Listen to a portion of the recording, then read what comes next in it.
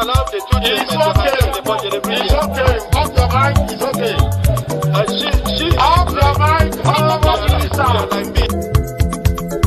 Chai! Now wow, people wey suppose talk truth to power don't off mic. And if we talk, now 500,000 they go summer us call them hate speech. But fear not, my ego don't come. Ingo torchlight every corner, nooks and cranny of all these bad people where they spoil our country.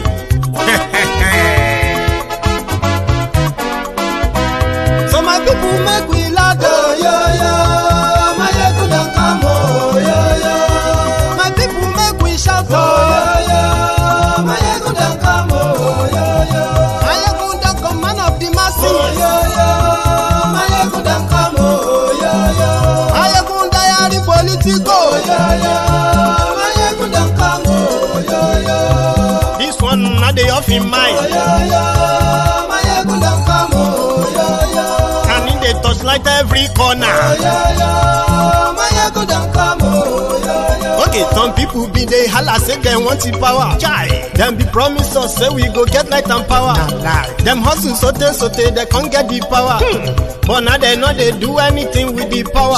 Every day, dollar just they get the higher power over naira. Still them talk say make we off mind. But thank God say my ego don't come. So my people make you laugh, oh, yo, yo. My ego don't come, oh, yo, yo. My people make we shout, oh, yo, yo. My ego don't come, oh, yo, yo. My ego don't come, man of the masses, oh, yo, yo. My ego don't come, oh, yo, yo. My ego die the politico, oh, yo, yo. My ego don't come, oh, yo, yo.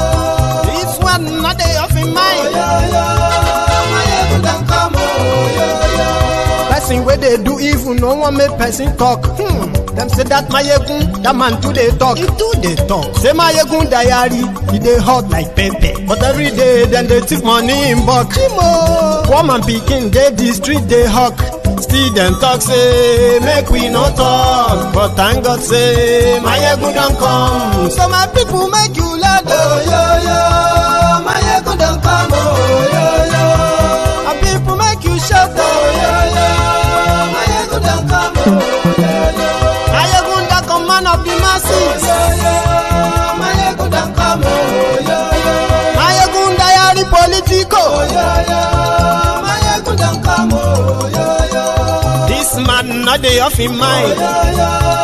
My ego don't come, oh, yo, yo.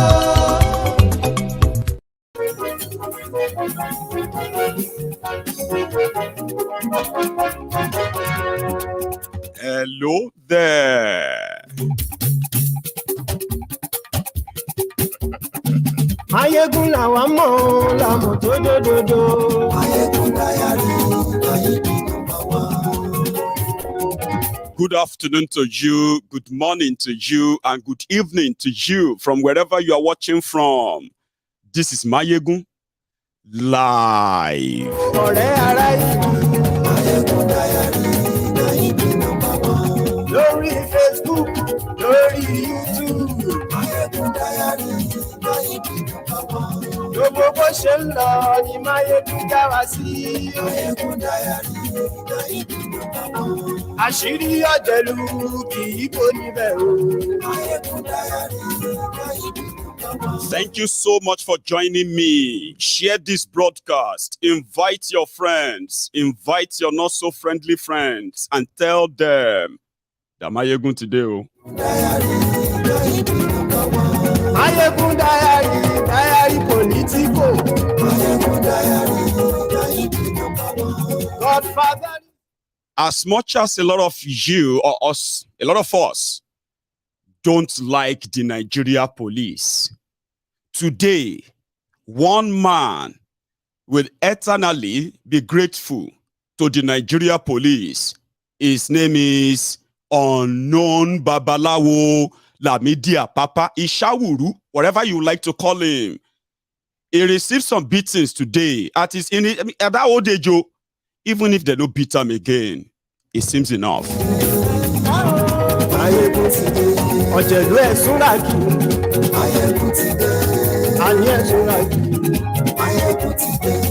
lórí Facebook. And yes, it is so unfortunate that the beating of Babalawo Apapa is the top of all the headlines in Nigeria, while what really happened at the tribunal seems not to be making any kind of news. On Mayegun's Diary Political tonight, if you want to laugh, you can laugh when the session of Apapa, when we get to that part of Apapa, but at the same time, don't let this message be lost on you, because something they happen inside that their tribunal. Now only here you feel and better.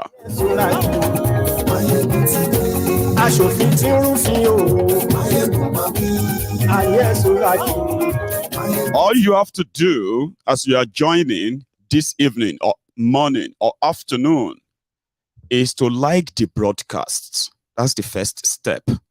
The second step is to share it. And the third, of course, is to read the entire description. Then you can sit back, relax, or you can just start your finger typing. Stood up. It depends.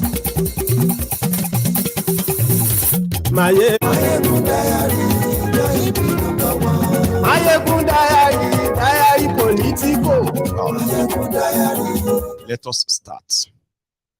Again, good morning to you. Good afternoon to you. And good evening to you from wherever you are watching from. This is Mayegun live.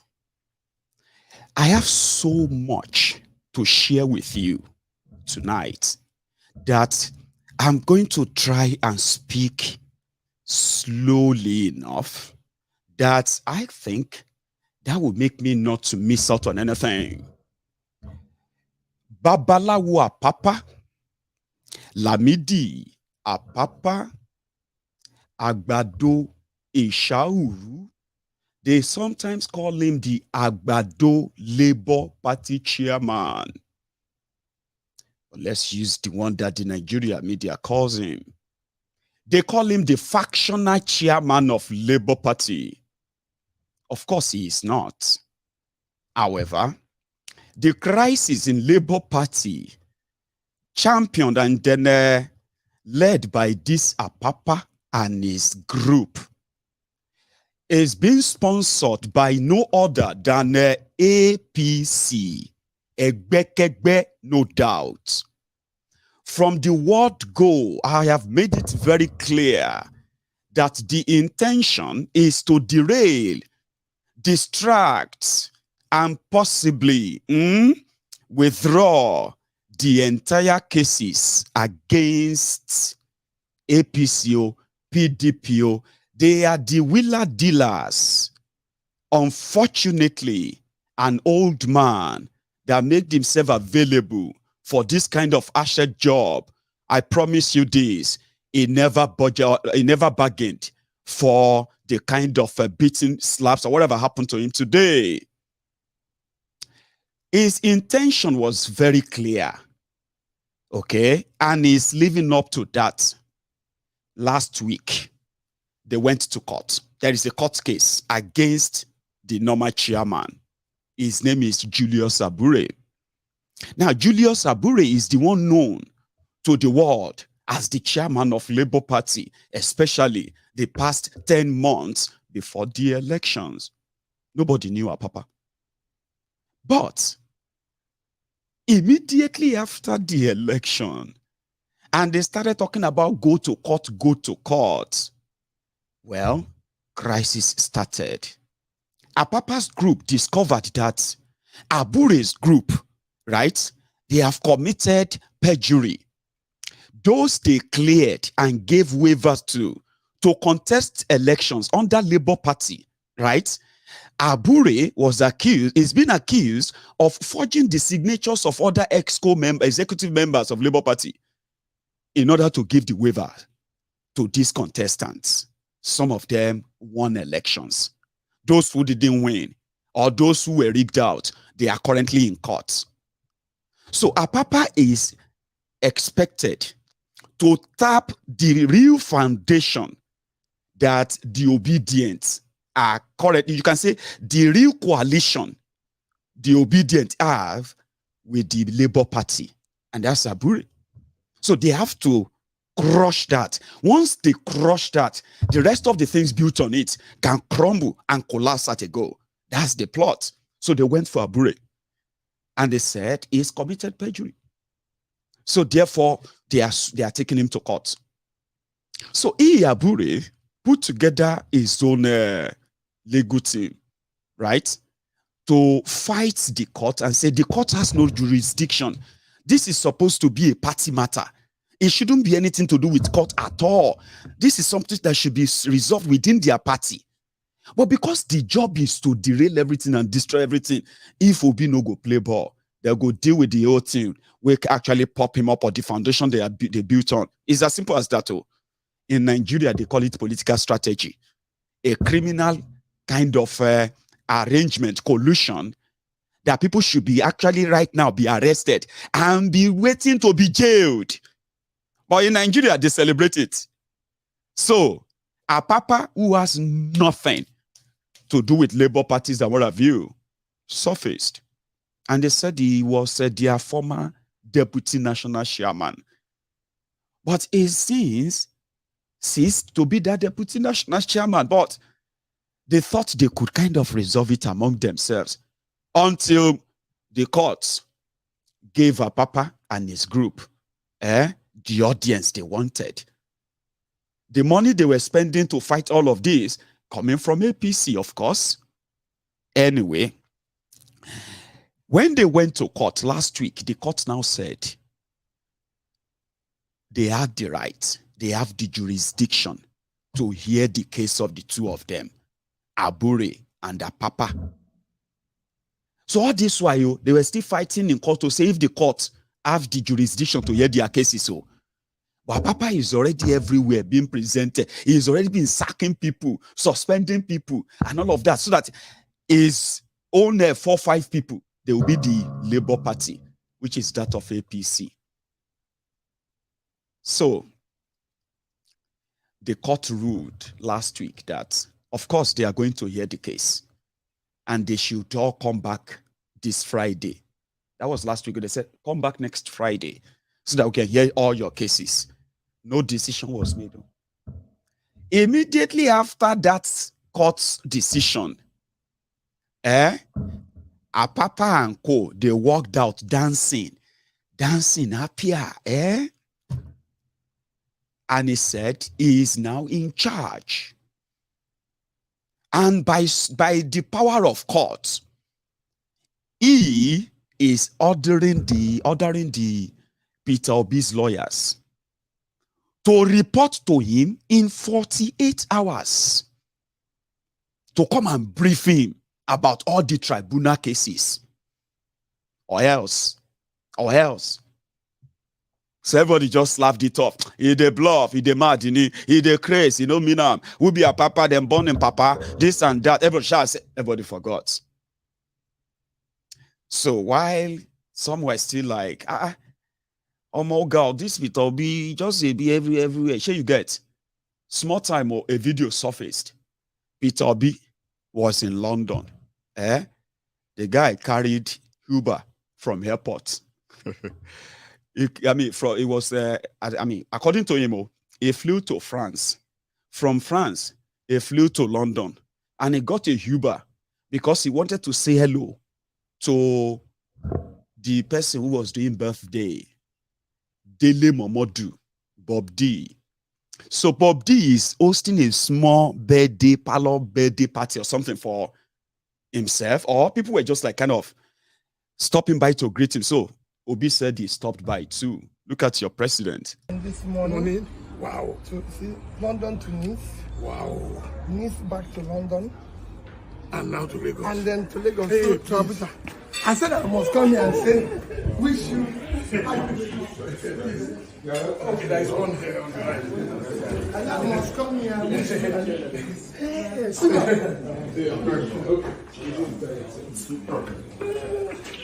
And this morning. You get that? So that was him. to Nice, and from Nice to London, and from London I'm going to go back to Lagos. So this was yesterday. Somebody said, but I thought they said he was deported from London. I was like, see, Baba, no good answer for you. Okay. Anyway, that's him in London. Sure you get. With Dele Momodu. And in their small parlor where they were talking, it was recorded to have said, he told APC or something like that, that he told APC that if they love Nigeria, why didn't they present Osinbajo? At least somebody like Osinbajo is young, is healthy. Sure you get. And he's experienced too. So instead of a sick man. Anyway, I'll let him speak. According to when he finally got inside, Dele Momodu's house in London. I just want to see Nigeria work. And I don't like it. Any day, anytime. I even confronted EFCC. If you want it, why did you bring those back up? Let's have the place working for everybody. So that we have people who want to work for the country and are healthy and good. Depending on we brought out today, it's not as if we cannot do it 20 years ago, maybe. Not today. Because the country needs somewhere like in 24 hours working. You know, the country is difficult. He knows my on the side. He knows my side. It will be about 64 next election. Yeah. You need the other one. We need the other one. So this was in London. And the videos were like everywhere. Sure you get. So some were like, okay, maybe tomorrow be Peter Obi's tribunal case. Okay, I mean, it doesn't have to be there, you know. Everybody was making their own different comments on social media. Then earlier this morning, when we expected them to start their tribunal case, see the first person that first arrived in court. It was Apapa. Apapa and his own friends. Where's that? Yeah. Sorry that you can't see this if you are not watching on YouTube as well. There's an image. So, Apapa, Arabambi, the supposed youth leader of Labour Party, who is also the friends of APC, PDP. Long story short, this is Apapa's Labour Party. The ones that are doing everything to get Peter Obi and every Labour Party candidate either suspended or get their case withdrawn and dismissed. This is their Labour Party.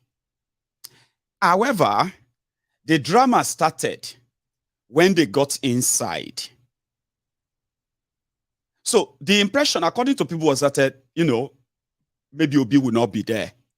Sure you get, since they saw him in London. So he's probably not going to be in court. So Apapa dressed. This guy wore golden shoe. Let me see if you can see his, okay. Can you see his leg in that picture? I wish I could zoom it, but I can't. It's a still picture. He put on his Agbada, dressed up. He got inside the court. They started fighting. Well, he started fighting for seats. Sure you get. According to him, he's there to represent Labour Party. And since the lawyers failed to come and brief him after the 48 hours he gave them, he is there in court to witness things for himself before he will now know what to do. Are you normal? Or you won't believe it. Or somebody was asking him, are you normal? Are you normal at all? Okay, we're going to go to the court and see the drama. Some of you have seen the videos, but it's only on Mayegun's Diary Political that you can have them in sequence, like one after the other as things happens. And it's quite more like detailed. If you're watching this as a whole, you know, the whole show, either now or later, you get me? The story is just like, okay. Now, waiting with this, what's going on? What is all this? Inside the courtroom, where Apapa said is the chairman, the supposed chairman. I'm going to go find that clip. This is them. Look at them outside the court again. Here is a video.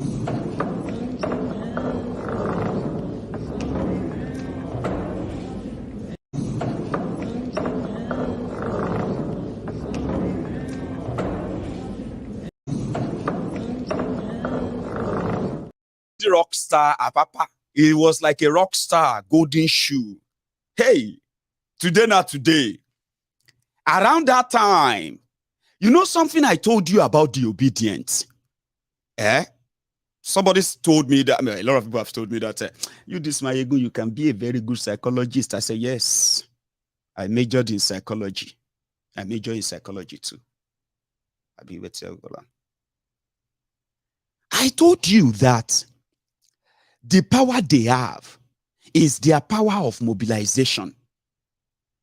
And that is why you see this terrain, this social media, when it comes to Nigeria politics, they control this terrain totally.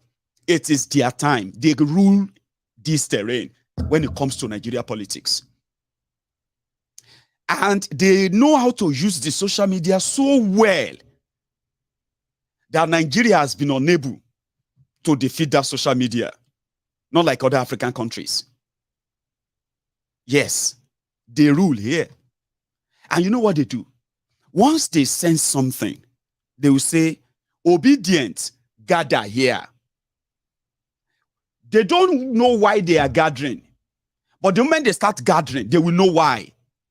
And just like that, then go give you what you deserve. If you are good, if you say something good about them, they say, Obidients, gather here. They're going to praise you like say you be saints. Don't take it for granted. If they say, look at something, what this is, so, he's saying about our principal, their principal, Obi, it's Obidients, gather here. Baba, if you are not strong, you have to be very strong, extra strong to survive whatever was coming. Because whatever is coming, right, it's not going to be physical. But go come be like say the whole world is collapsing on you. People have testified to me. Those who used to bully people in Nigeria on social media, APC, Egbe, any small thing, if like say you dey crazy, your papa, where's your papa? Can you say that to your father? Can your father shake any now go kill, you know? Any small thing, during this Bokwari time. Now this Obedient, now them and they break their wings. Here you get. They call Obedient bullies. They are always bullies. They don't tolerate anybody. Any small thing like this, they will just say, gather here, gather here. But for the first time, then say, Obidients, gather here. No be online, no. Gather for Tribunal. Apapa is there. Obidients in Abuja, what are you doing? Apapa is right there now with his SETI. They want to hijack Obi's case. I bet some of them just left whatever they are doing. They just left it, they mobilized. By the time they gathered outside, inside, don't they receive the energy already? So it was now between Apapa and those who are inside. More go inside. First, from behind, you go see I'm like small one. I'll show you. You understand what I'm saying? You cannot bring my own. It's your role. Which of them is your role? I am talking to not you. Talking to who? You don't have any right to talk to anybody. Talk to me. Are you a party official? What did you say? Who am I? Then who are you? I like that. Yes, ma'am. If you have your fashion, I am representing the government.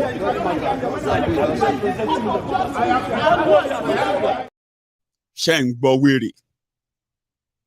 He actually have no idea of anybody in that place. See in their tribunal, the petitioners, they have their sitting corners. The litigants, which is the petitioner, the defendant are being the whatever, respondent, they have their own place. So that sitting arrangement is always there. This old weary just showed up from nowhere. He didn't even have any clue about the lawyers. Probably have no names. He won't even be able to differentiate between which one are Obi lawyer and Tifnumbu's lawyer or INEC's lawyer. But he dressed up like somebody who is going for what's that guy's name? Apala concert. Where you have Ayinla Omowura, and then you have Aruno Shola, and the rest of them dressed in their own best gold cloth and all of that. The guy was just going there, said he want to sit down. About who are you? What are you doing? Who are you? Who am I? Who is me? Who am I? Inside court, so we'll go back. This one long. I am talking to not you. Talking to who? I am talking to you, not you. Are you a party official? Don't stand up for anybody. What are you saying? Who are you? Excuse me. The Apapa-led faction. You cannot sit down here when I watch. This is the seat for party official. They want to fight themselves. Who confess? There's no result in the bishop. Put leadership by Chairman, go to court and resolve this difference. Not here. Go to court and resolve the difference. Not here. Go to court, not here. Not here. Labour Party office. Not Labour Party office. Go to court and resolve the difference. This is not Labour Party office. It's not result. The officials have not given result. Why are you speaking for the party? Are you a leader of the party? Are you a leader of the party? The court officials are saying to stand up and talk. Who are you? If you don't have CDA, leave this place. Excuse me, please. We don't reserve seat for anybody here. Yes. It is based on who can No.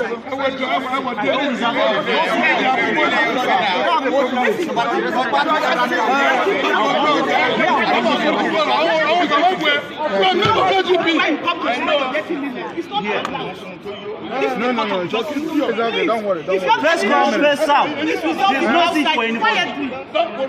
No seat reservation, please. I made that announcement. Can somebody please? If you have any issues, we are sitting. Thank you. Please. We are seated. The Apapa-led group came this morning. They are Russians. The 5 musketeers, the Babalawo that want to take over Labour Party, and his co-travelers are here this morning. But they wanted to take over our seats. They wanted to take over, and he said no. Do you get that now? So the court came and told them that if you don't have any seats reserved here for you, we have made all this reservation and all of that. Don't you guys have an idea of how court works? What is wrong with you? So if your name is not on the seat, Baba, please, sit along here. Please go outside. Apapa was now talking and saying, hey, I am a leader of the party. Who are you? Who is me? Who is you? You, me, or you, me, you. Are you me? Am I you? I mean you, or you, me, all that stuff, madness in the court. Finally, Apapa walked out. By the time Apapa got to the lobby, okay, hang on. Not the lobby this time around. Check this screen, right? They say Obi don't come. People will get the seat, don't come. So go tell those thugs to leave that place. So it didn't take long. They realized about I will not go from here to Kujeo because they've been living in 5-star hotels in Abuja. They've been they have been properly taken care of. Trust me.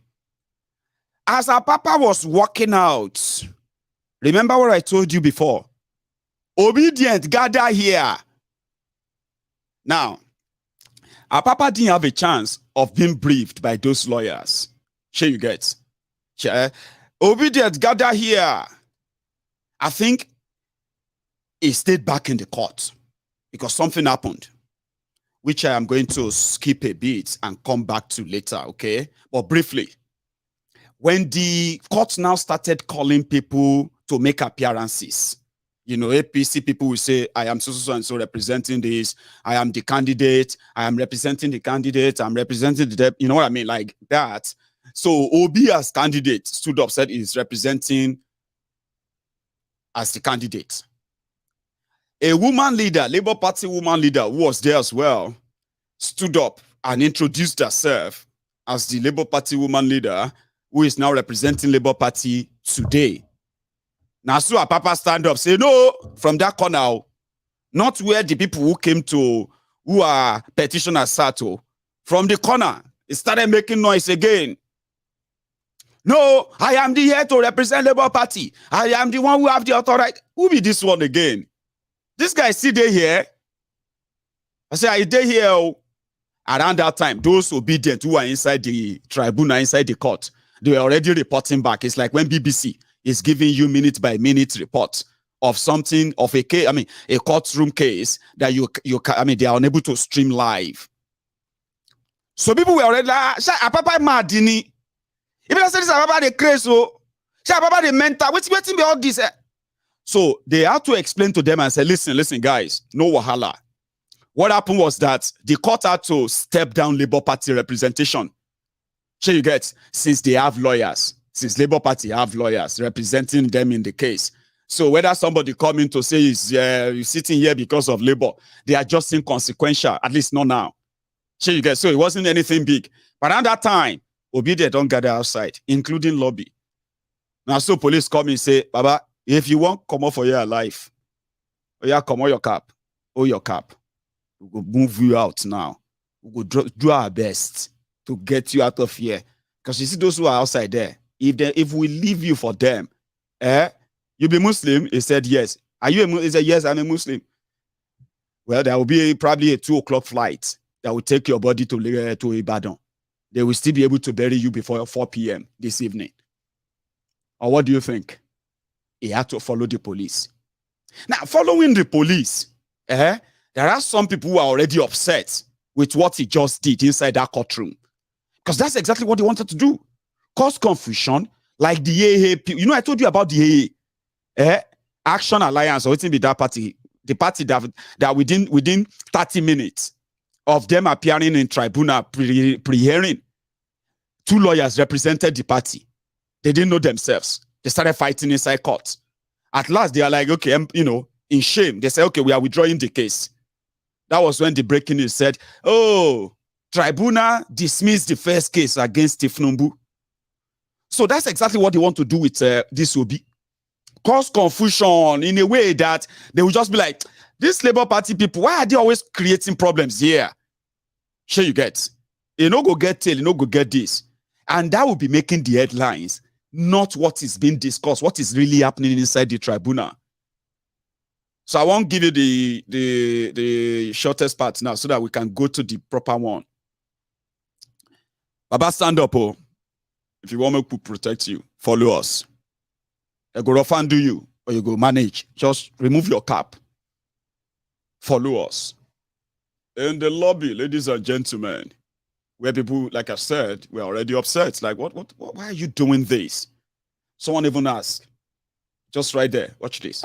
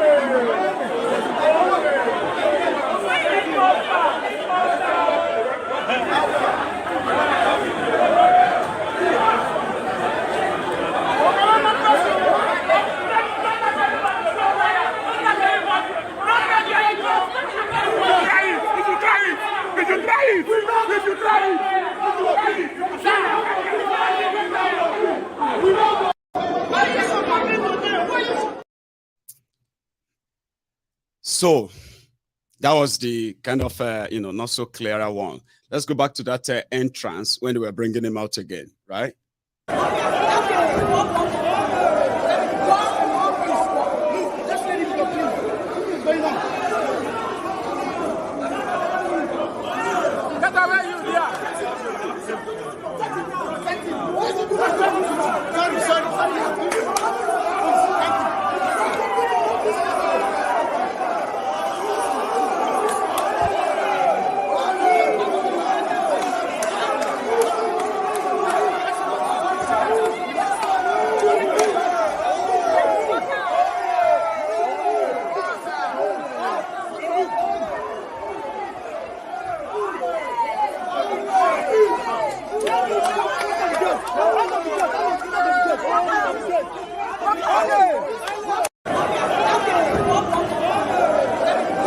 Tear gas him.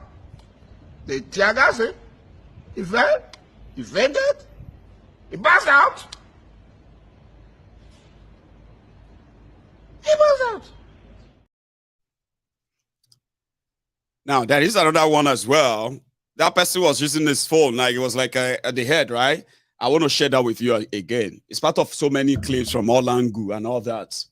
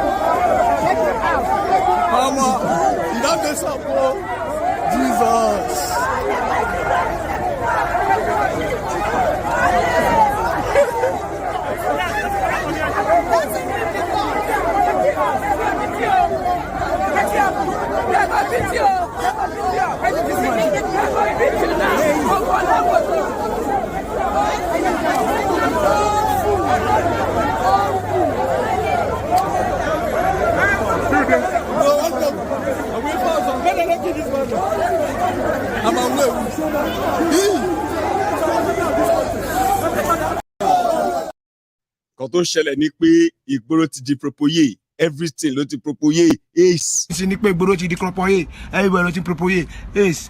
Ṣé ní pé ìgboro ti di propoyé, everywhere ló ti propoyé, ace. Ṣé ní pé. Problem ti wà everywhere. But that's somebody's grandfather, somebody's father. And it was like somebody who stole a goat from the main market.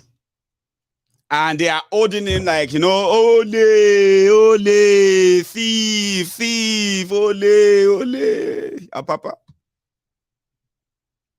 But the real briefing, they said the Obidients won't give him. See, they won't brief him. How the case be? Police didn't let them do the briefing.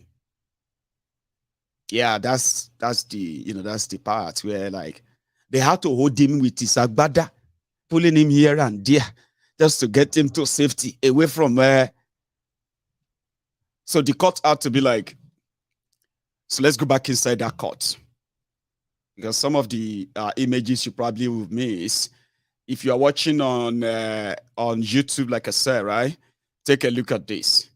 These were the still images that you saw in that video, like this, when they were bringing him out from inside the court.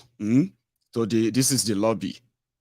Now, then at the end, at the entrance, the one you saw earlier, Then to the part that he was so surprised that, you these people, you did this to me.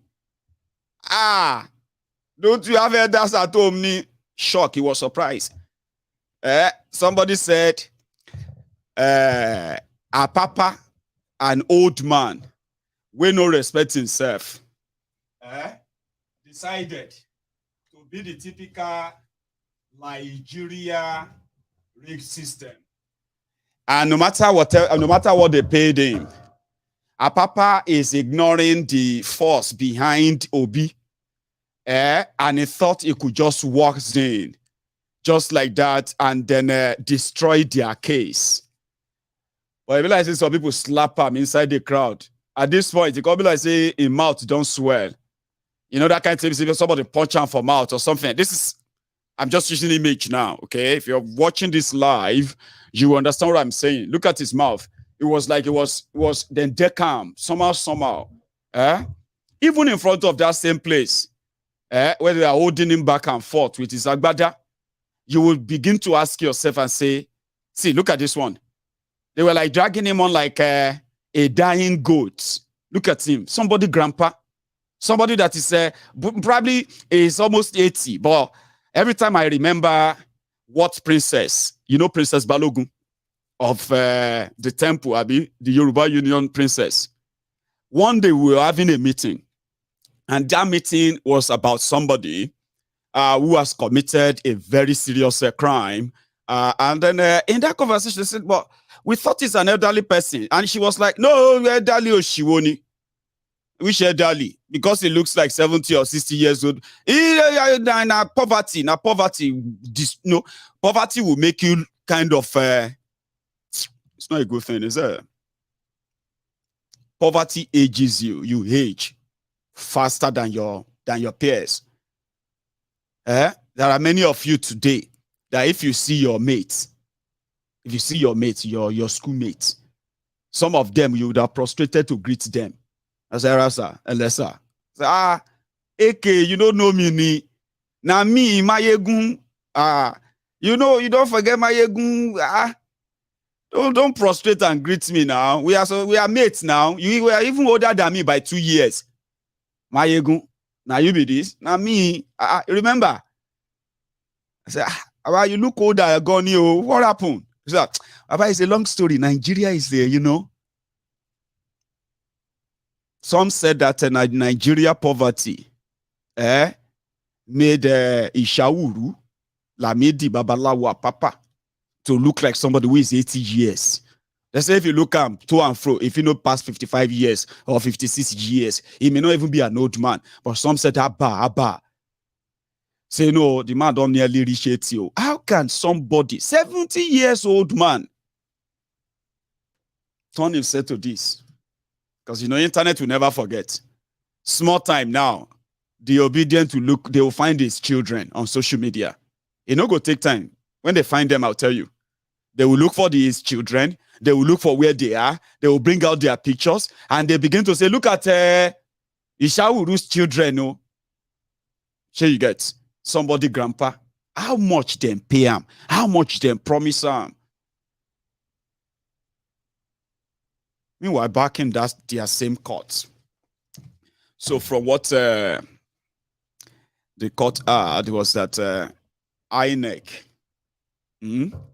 has failed to give the OB people their, access to those documents.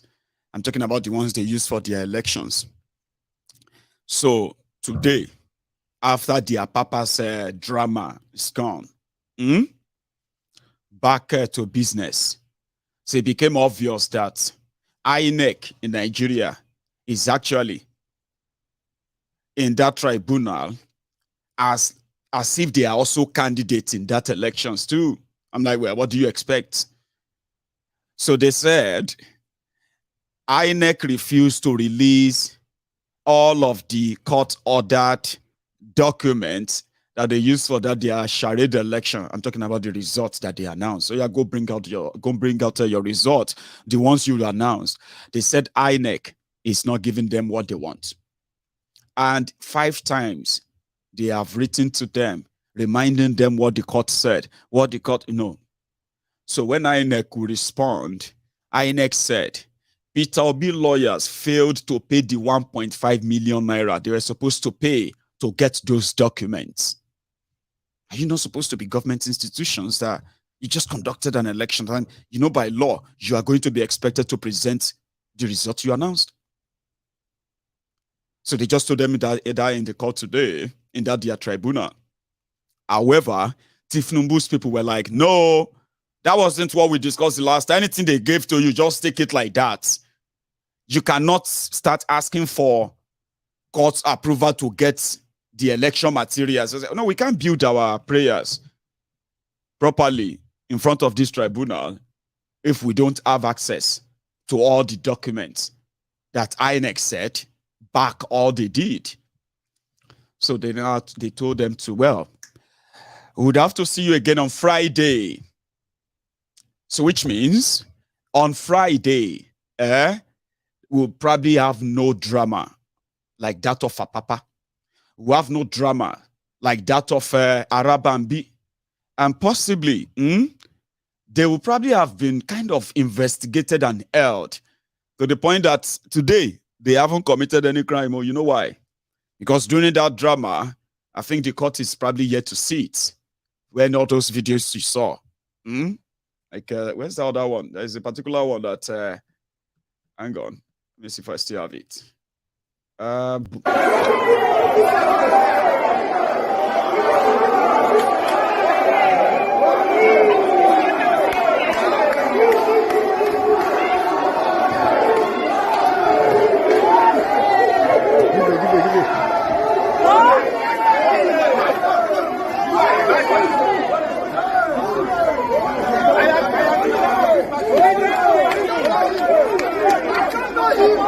Nobody knows this man. He's too old for this nonsense. Nobody knows him. We don't know him. We don't know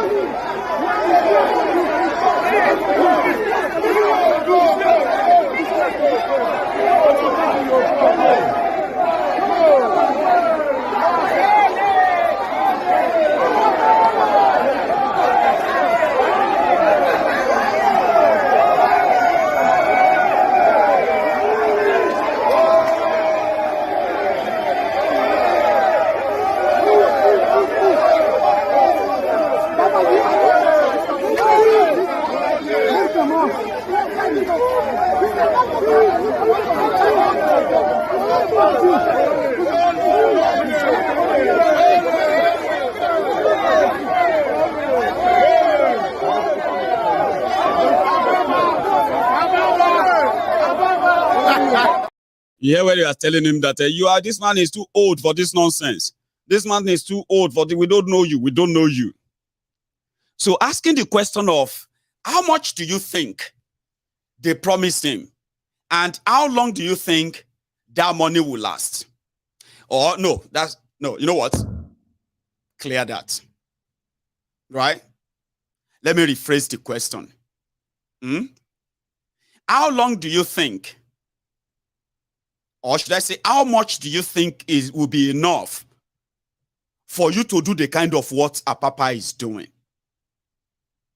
Like to ignore logic, to kind of go that far without caring for anything, like whatever. If I die, I die. If I perish, I perish. So somebody said 1 billion. Do you know that 1 billion, if you have if anybody give you 1 billion, and let's say you are spending 1 million every day, that 1 billion naira, you will only spend it for just maybe 1,000 days. That's less than 3 years. To some of you who love to talk about big money, I will collect 100 billion. I will collect 1 billion. Even though you will never get that too. But let's assume that they promise you 1 billion naira. Yeah? And you decide to be spending 1 million every day. Because what kind of business would you do to give you 1 million every day anyway? So that will take you 1,000 days. That's less than 3 years. If they give you 10 billion, and you are spending 1 million every day, it will take you 30 years. So if they give you 100 billion, then it will take you how many years? 300 million. 300 years. Or maybe 280 years to spend 100 billion. That's a lot of money, yeah? Sometimes that is what your politicians steal. I wonder, how could one person steal like 200 billion, 500 billion naira, 1.something trillion, 2 trillion naira? Somebody would just steal that one. Like, even if you are spending 1 million or 10 million every day. So what do you think would have been offered Apapa? 1 billion, 10 billion, or 100 billion? No idea. But like I said, there are other things that happened inside that court. So Symphony, we're going to use their clip where one of the lawyers actually shared and asked, what exactly is the INEC Nigeria running from? Listen to this. So tell us, you said you want to be pushed more as to the amount that was last paid to buy petition. Can you shed more light on that, please? Please. What I was trying to say is that the amount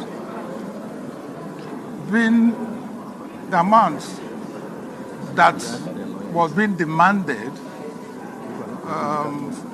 I don't want to be pushed to the wall, but let me put it this way, that the amount is far from being legit. So I believe I've said it all. But what is important is that now that INEC has a lead counsel, I believe that something good may come out of a chat that I'm supposed to have with him today. Because until now, if you ask me, and I say it with every degree of emphasis, that INEC sees itself as a candidate in an election that it conducted. I say it with every degree of emphasis, going by the conduct of INEC, and that is true. Now, you would have noticed, for those of you who were in court, that no other party is complaining about not getting any documents. You should ask the question, why is it so? Because they have been provided with documents, except the petitioners, who have not been provided with the required documents. And I keep on saying, what is INEC hiding? What is he hiding? What is he hiding? I don't know. Maybe you, as gentlemen of the press, may interrogate them to find out why INEC should not be neutral. They are supposed to be neutral. That's the way it is all over the world, including African countries. It's only in Nigeria that the electoral umpire behaves as if it is a candidate in its own election. I don't think this will continue and should not continue. The other question. By Friday, these issues of documents that did not get served by INEC or documents did not receive from INEC can be resolved. Well, I want to give them the benefit of the doubt. I don't want to be pessimistic. But if we don't, there are other options. What mission have they served on? And what mission did they say they have served? You say what? The motion they said they have served on the petitioner that they need the plan. What is it for? Okay. What? Wait a minute, please. Wait. The motion they filed is asking that some paragraphs of the petition be struck out. Served this morning in court, and we will reply accordingly. Provide a very, very robust defense. The allegation is misplaced. The last one, please. Application on? Oh yes. That one probably should be among the applications to be had on Friday.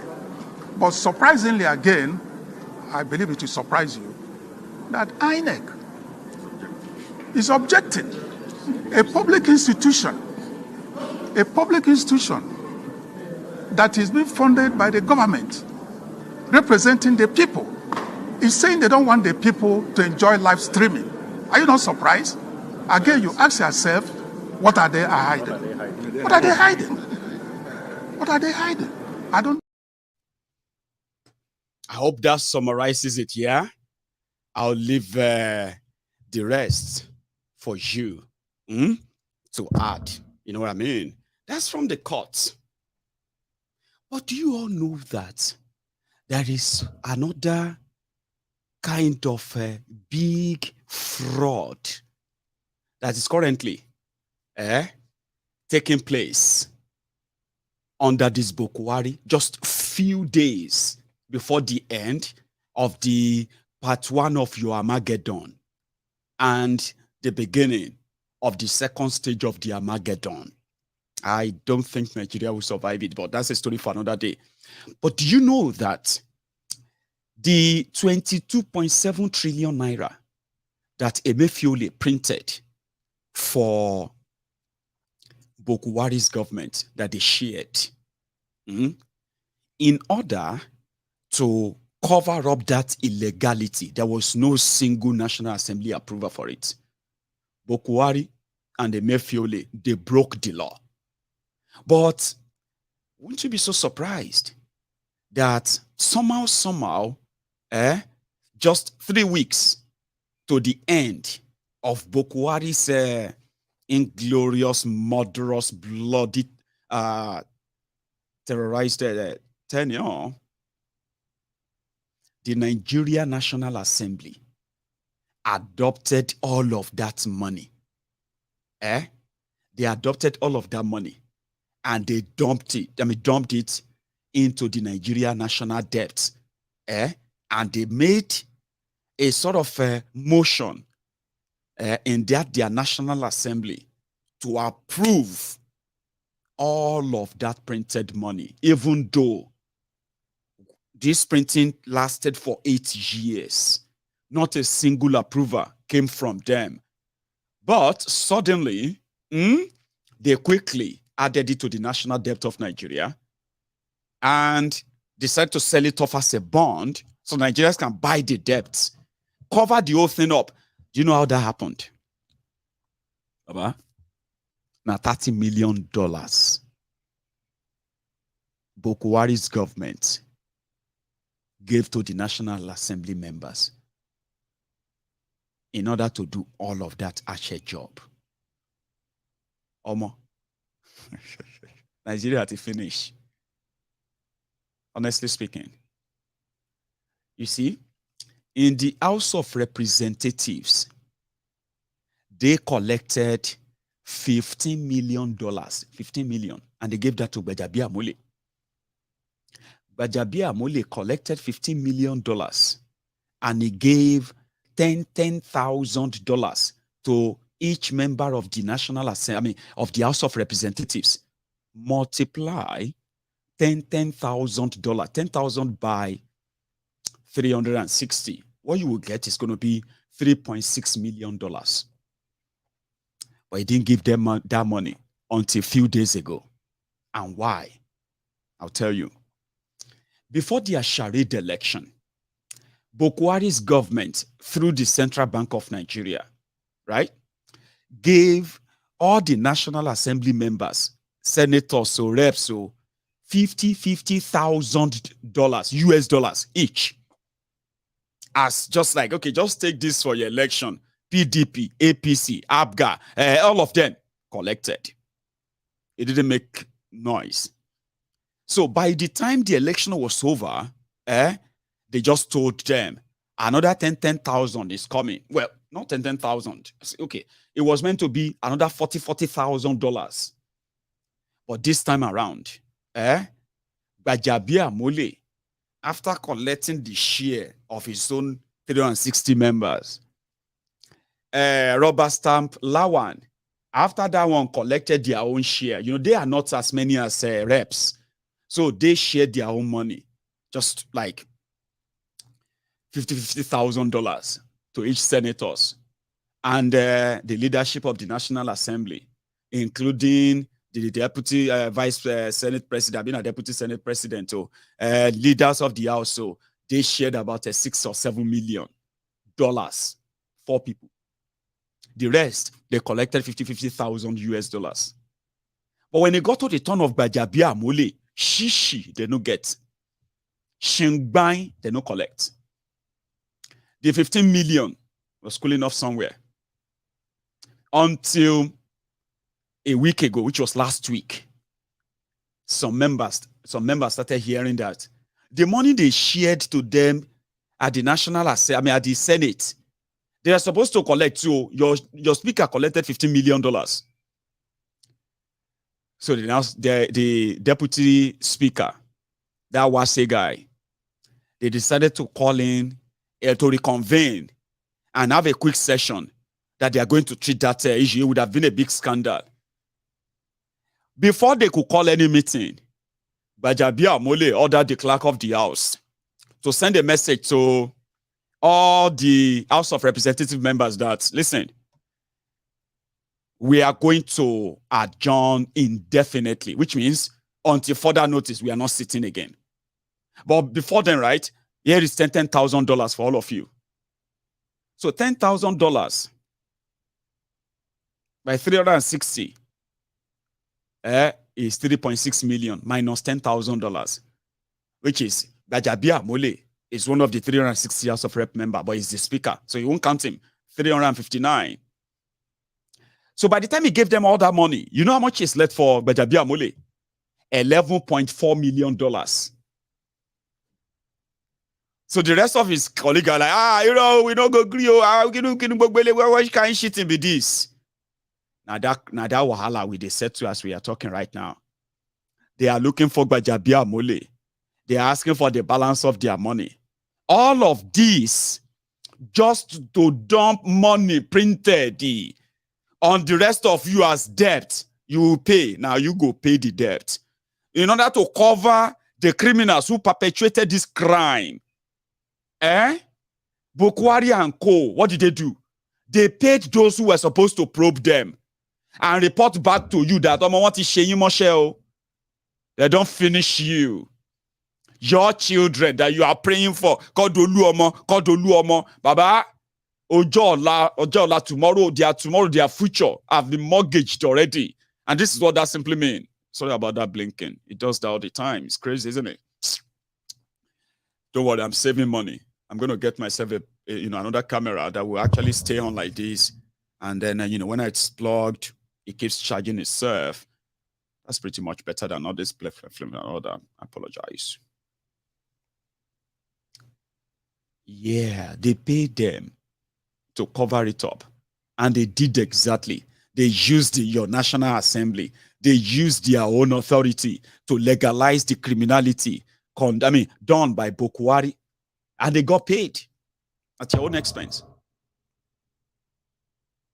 Well, that's not news, is it?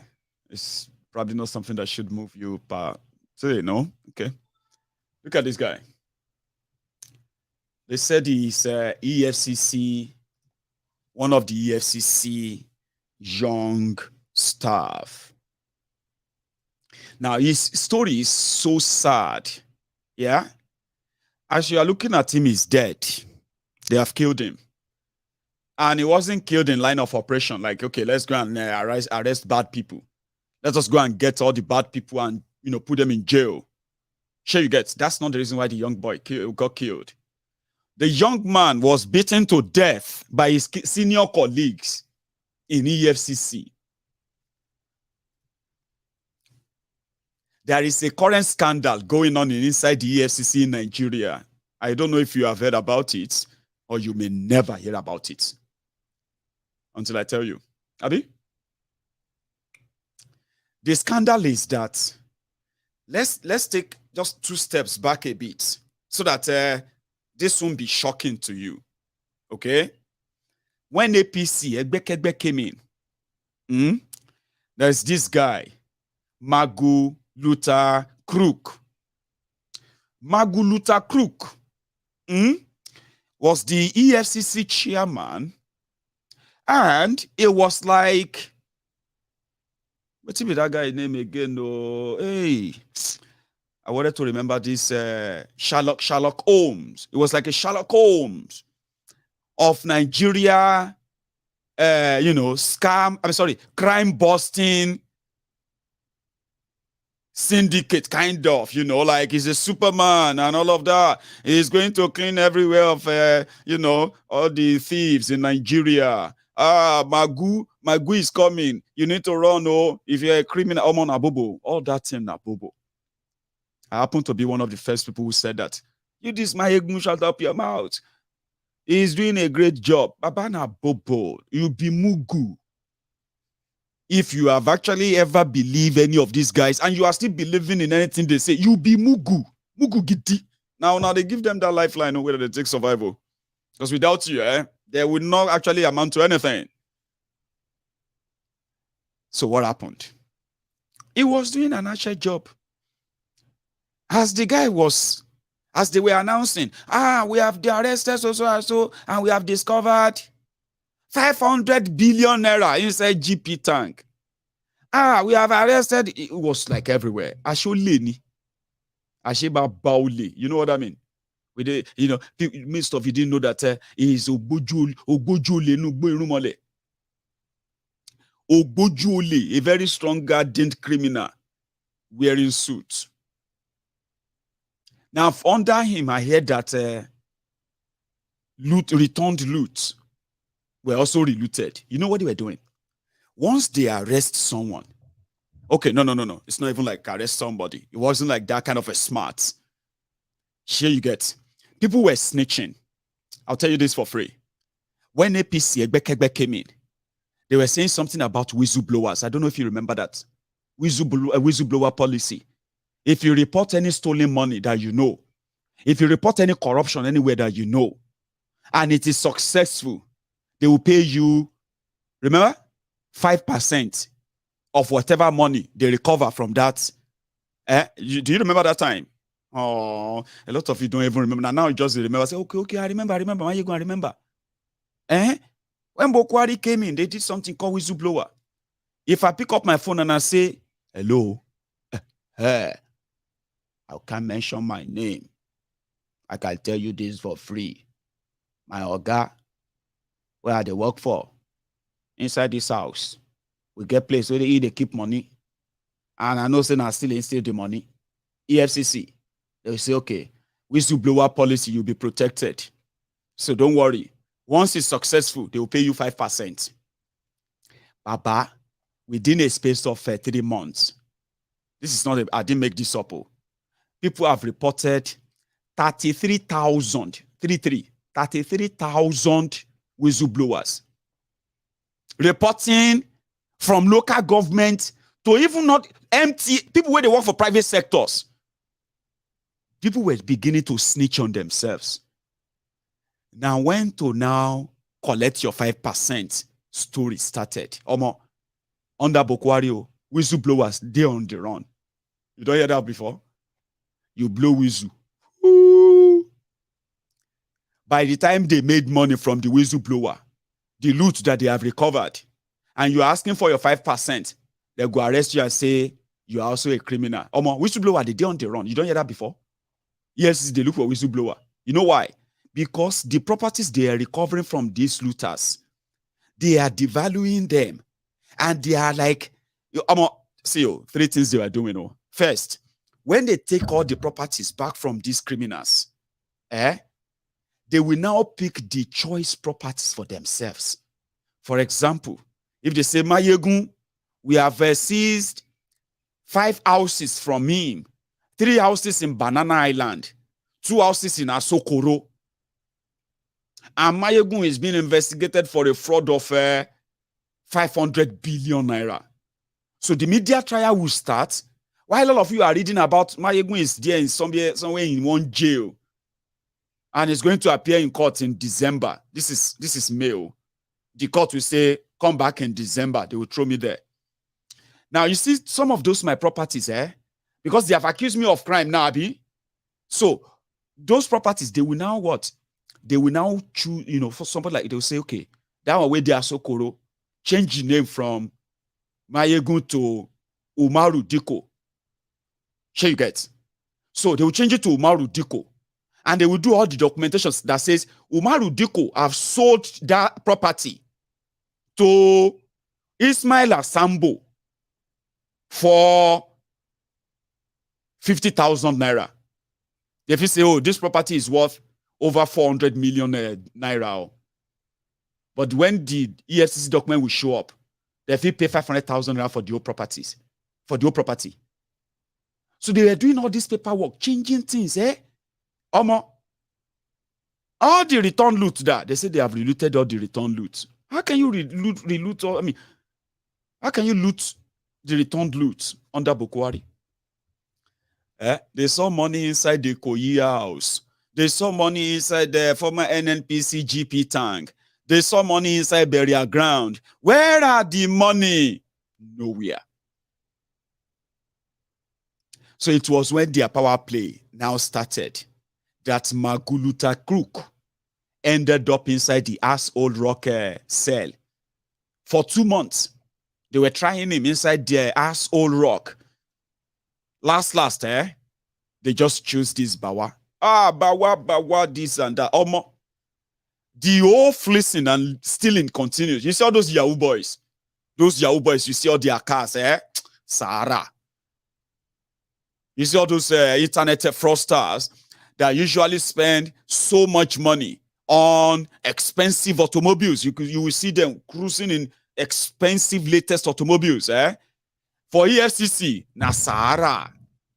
Once they pick them, they will be asking them, do you want us to take your mug shot? Because we'll post it on social media. Everybody go know say you be Yahoo boy. Sure you get.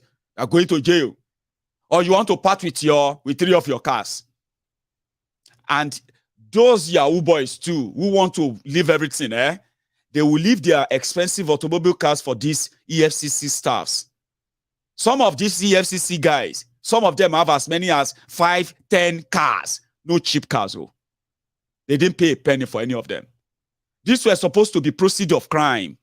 Sure you get. They are supposed to be somewhere. They will say, these are proceeds of crime.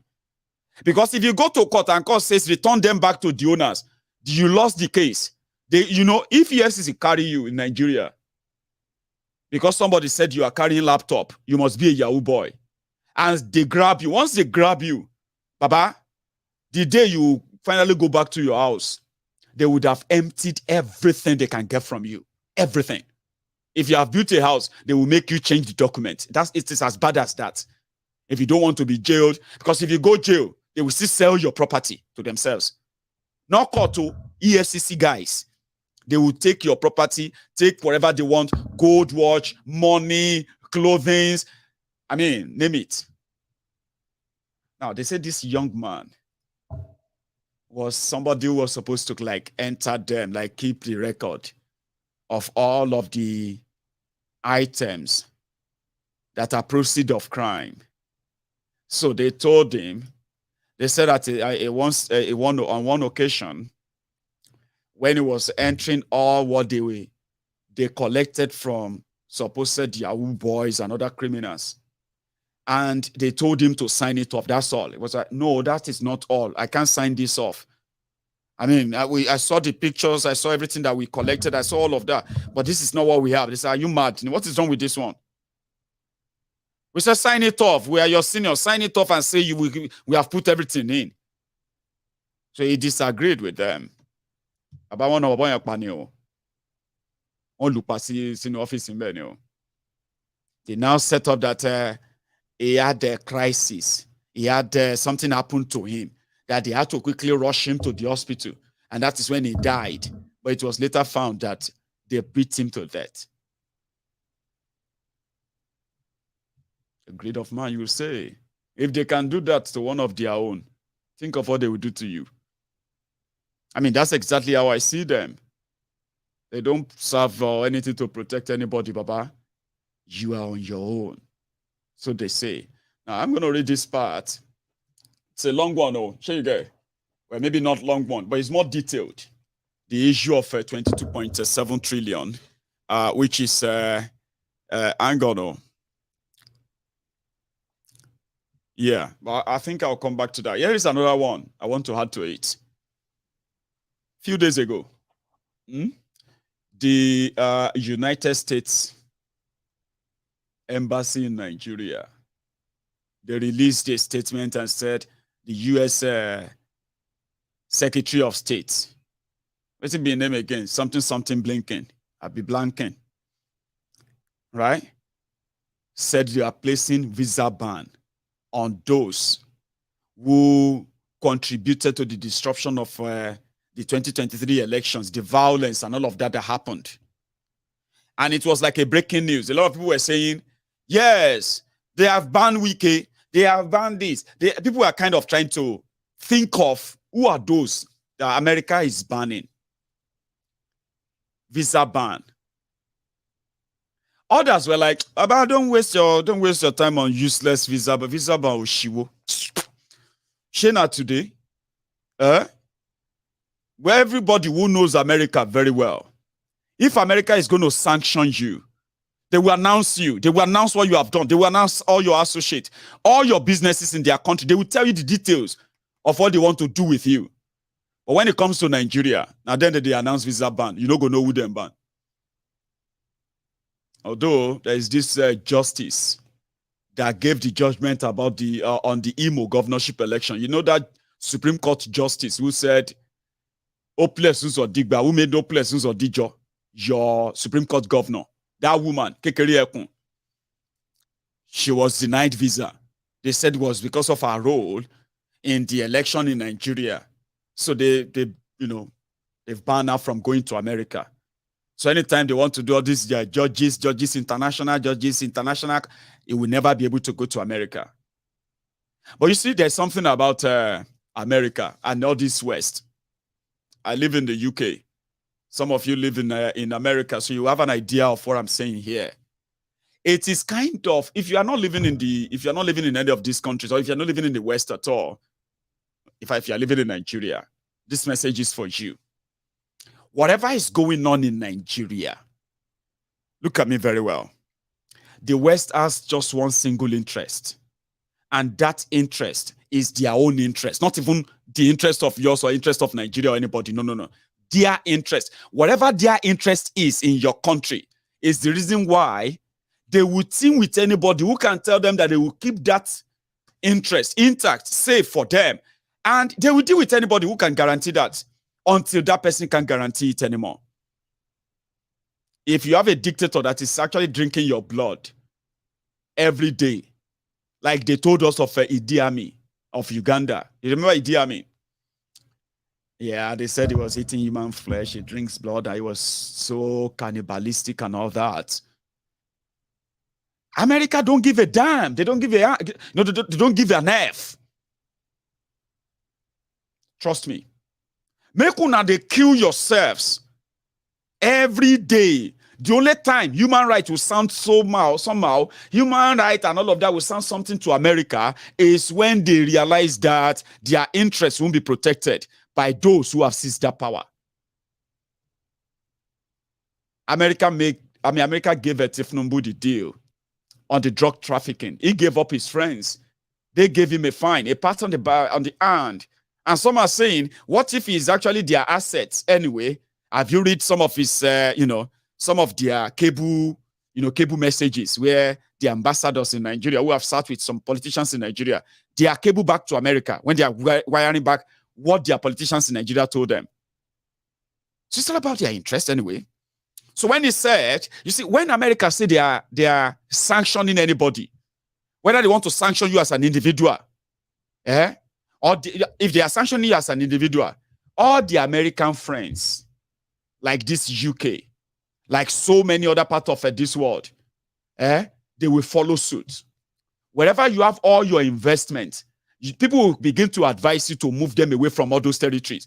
Even though now America, they sanction you, anybody that touches anything that is yours, any company that does business with you, they will receive the same treatment. So it has to be done now like in the underworld and all that. If America says they are sanctioning you, but they will announce it. You will know all that. But when it comes to that of Nigeria, Now visa ban, then they announce. Yeye Bello. During the time of Tata, Yeye Bello was also placed on a visa ban, or so we thought.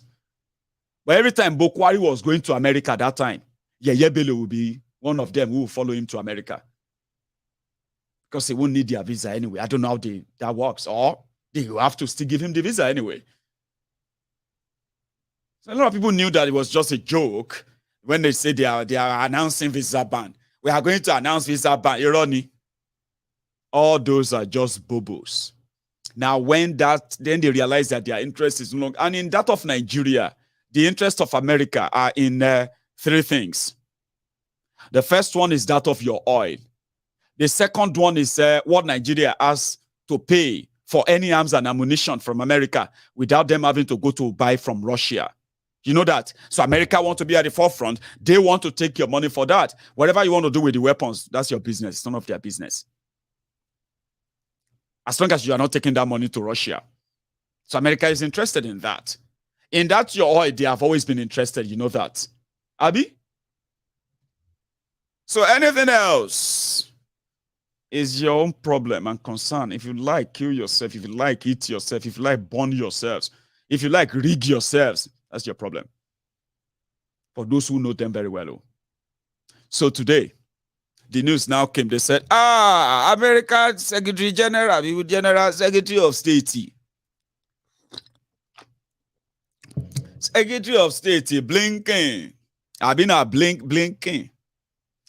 He spoke with Kolu, and he told Kolu that America is now ready to work with him, and America can't wait to have him on and work. I was like, so something happened. May I tell you? The reason why I'm actually sharing that story is that a lot of people now started like, look at you, hey, like that. So me, in my usual way, I was on my phone, I was like, look at them. So I just went there with LOL. See America fighting for democracy in Africa. But an American convicted drug dealer, Escobar, is receiving a warm embrace from the same America that is, that kind of appeared to be against anything narcotic and all that. Look at them, says, but it's diplomat. Come and see people. They come, they attack me. All those weary, no fee, those crickets. They're always kind of, they used to be on my Facebook page, but it seems that, work well again. So when they saw Mayegun's diary politico, I'll show you. Though I have muted some of them because I can't be bothered reading some of them. But nevertheless, I'll show you. So that my response, some came and they said, one guy was like, it's not your fault. Very soon, and go soon touch you in that your UK self. So you think you are like, this child started attacking and abusing me. I was like, I don't get anything to say to you. Now, I don't say waiting I won't say. If you have anything to say to Mayegun, you know my number. Call that number. I would rather speak straight to your slave masters rather than speak to the slaves themselves. What would the slave say? Other than to defend his chain. Abi? So why waste your time? So, though my Twitter is very boring. I am not like engaging like that. Hey, your papa. Hey, thank you. Mayegun, well done. But I don't know how to do all of that. I don't have that much time to do much, you know what I mean? But again, this was America now saying that they are willing and ready to work with Kolu. So what that means then is this. It is a mixed one because a lot of you are banking on the evidence that shows that Kolu as an ex-convict, ex-drug trafficker, like Escobar, is about to be the president of the biggest and largest black nation on earth. And America is very much ready to be his pal. Wow, what has changed? That's the reactions, Abi. No, your destiny is in your hands. Trust me, the America, and nobody they come to help anybody. When the Kasala bursts, even America will be willing to supply all sides, all the weapons where you need to kill yourselves. But until you know that Nigeria problem, Nigeria solution, no Western solution, no other thing, no Nigeria problem, Nigeria solution, and the better part is this. If we can't live together in peace and respect to one another as it is, that we are not meant to be, then we can make a solution which is internal solution of may everybody go their separate ways. So I'll keep reminding you, even though it doesn't sound so good to some of you, but it is actually the truth that it's so tiny. I mean, so it's so tiny a bit, right? But it's so huge as well. You can't hide it. You can't. Now let's go to another one. Hang on. I think I still have it. Right. So as we are talking about Nigeria being broke, Nigeria about to start doing Bambi Allah, Nigeria bo, Bambi Allah. Because the subsidy, the subsidy payment, which so many Nigerians believe that that's the only thing they get from their government, and that's the only thing we get from the government. We don't get anything. Subsidy. If they remove subsidy and we begin to buy petrol for 500 naira per liter, this country go blow new. This country go burn new. I say, calm down. Bokwari don't go World Bank to go and borrow money. $800 million. They won't give you 5,000 naira every month. All of you will say you won't burn Nigeria because of the kind of hunger where you think or imagine when they remove subsidy. Right? But the problem now is this. It seems to be the last minute cash out. And I'm not the only one who feels like that. Even the rubber stamp Senate in Nigeria feels like that too. You know what Bokwari did? He wrote a letter to the National Assembly, the Senate, and he said, see, I have $800 million, where World Bank won't give me, but I need your help because we need to share this money sharp through electronic transfer. We just need your support. Now, so everybody to come to laugh. Here. In order to guarantee the credibility of the process, digital transfers will be made directly to beneficiaries' account and mobile wallets. The President's request for the loan approval. In order... They themselves were laughing like, oh, my $800 million. Oh, this is very cool. This is very mental. Like, you know, that kind of say, you know, things they quite probably say to themselves in private, like, we don't finish this country, Sha. Hey, by the time we feel nothing would remain for here. Like, things they tell themselves privately. And they just feel like, go finish, we'll go rough on. So when they saw that letter of 800 million that they want to share through electronic transfer to all of you, they started laughing. Say, this is a joke now. This is actually a joke now. 99% of Nigeria revenue is now being used to service the Nigeria debt. Nigeria is so broke, that they have to print money to pay salaries, or else they would have to take another, in Delta State, Patrick, Ifeanyi Okowa, their governor, who happened to be the running mate to Atiku in this last election. The guy took over 700 billion naira loan. You heard me right, over 700. After Lagos na Delta, Lagos debt is put at over 1.4 trillion naira right now. While that of Delta State is put at over 800 billion. But you see, the last 6, 7 or 10 months or so, Okowa, the road where he carry the Delta people go. Oh dear. Help me. Where that woman? It was like, it's what enough for people to shout, I say, help us, so in Delta. Now, today, the news came and it was like, this guy is asking for 70 billion naira supplementary budget. So, yeah, you heard me right. Today is what? 17th. All things being equal. If the coming back of our Lord Jesus Christ tarry, I don't know if that is a right statement anyway. I shall not say in Yoruba, they say, if Jesus no come, before May 29, it means that in 12 days' time, Okowa will cease to be governor of Delta State. But they won't ask for 70 billion. They call it supplementary budget for 2023. 70 billion naira. Now, no, they won't borrow them. So now so I hear one data, my worry woman, because say, hey, help us. I will not allow you to. Hey, help me. If they carry me, they go, we are not know. Help me. I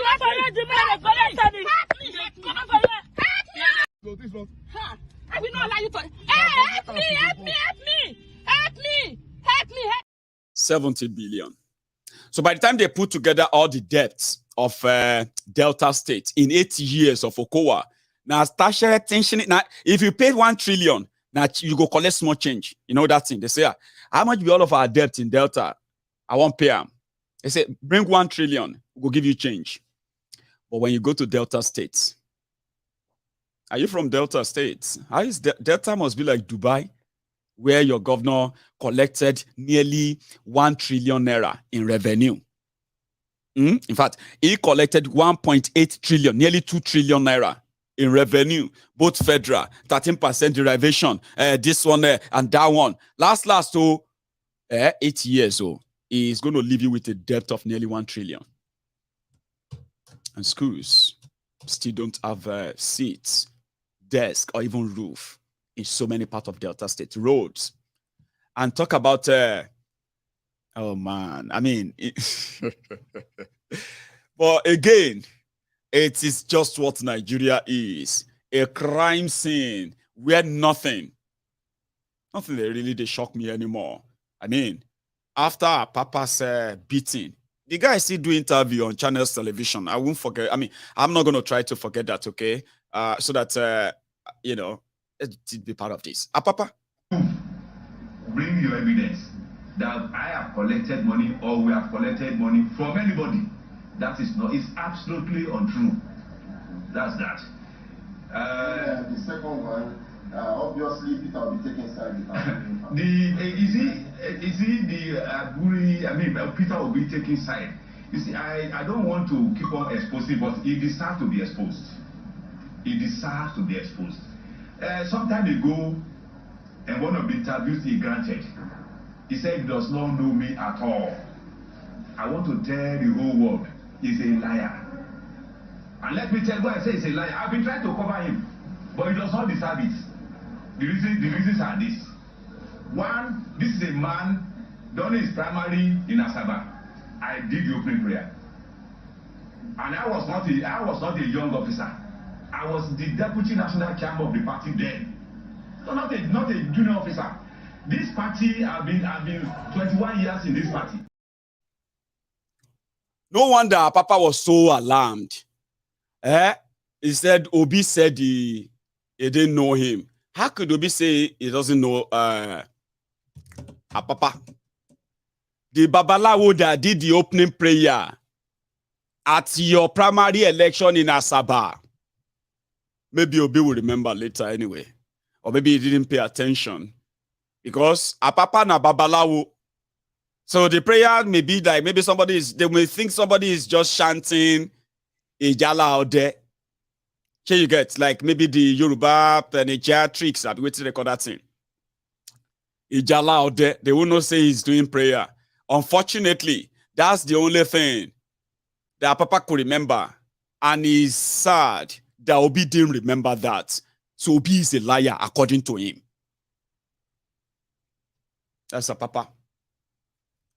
Anyway, I'm going to wait till Friday to see what else is in stock. But let me tell you something. Just a few days ago, in fact, it was about 2 days ago, right? This image, sorry if you are not seeing this on TikTok, it's on social, it's on Facebook. You see this image? That is Tunde Sabiu.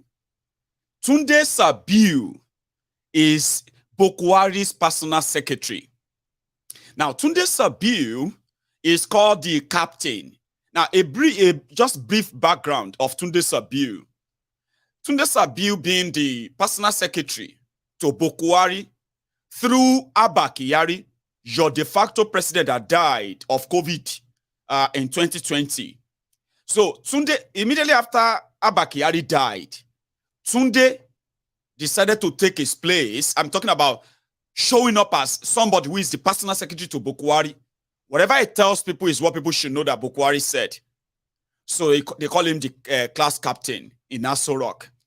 He is the one who had a confrontation with Aisha, Bukwari's wife, which forced Aisha to become somebody that is the first lady that's now living in Dubai.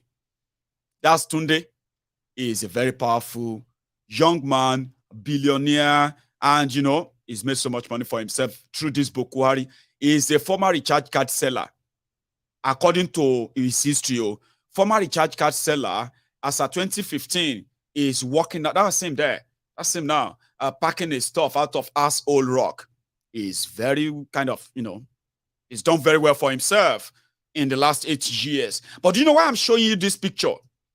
The image was shared by the Lagos Abobakus, who have been living in agony for 8 years, because what they expected to get when Bukwari, when they went all out for Bukwari in 2015, they were disappointed.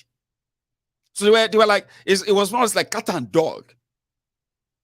They are waiting for a day that this whole thing will come down, they can begin to taunt them. They shared that video. And you know what they wrote?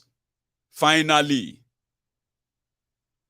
whatever has a beginning must have an end. The class captain is leaving now. He will now understand the difference between power and not power.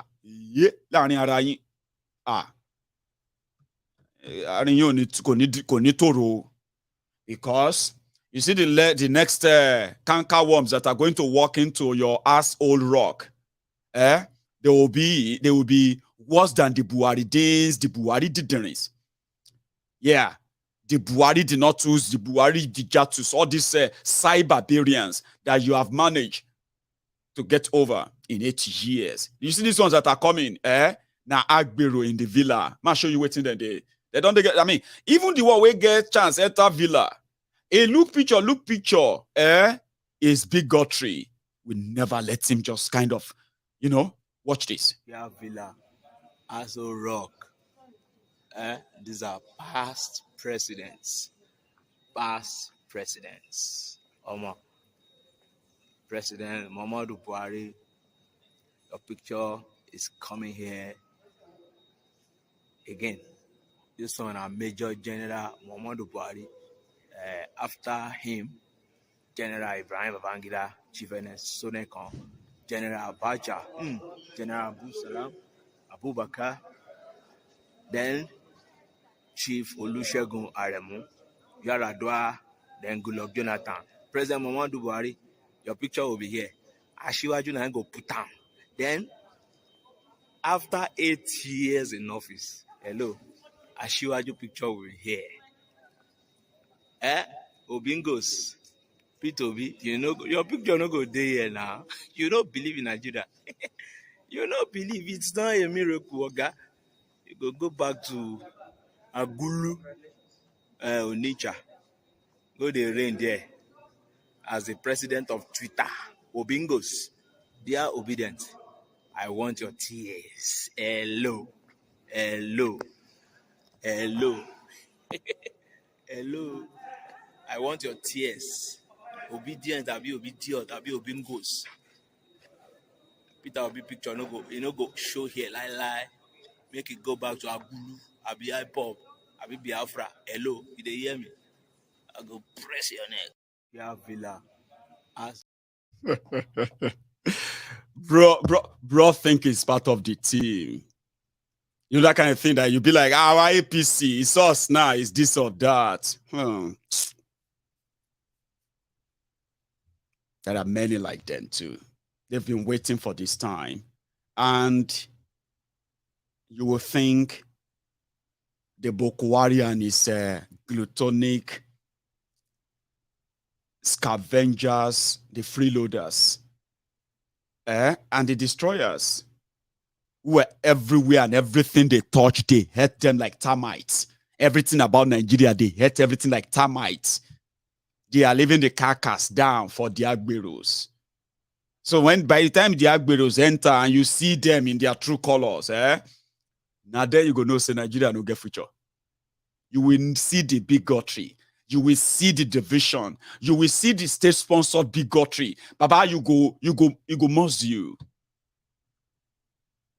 But don't worry. Somebody said it's not going to happen. Amen. Amen, somebody. Amen.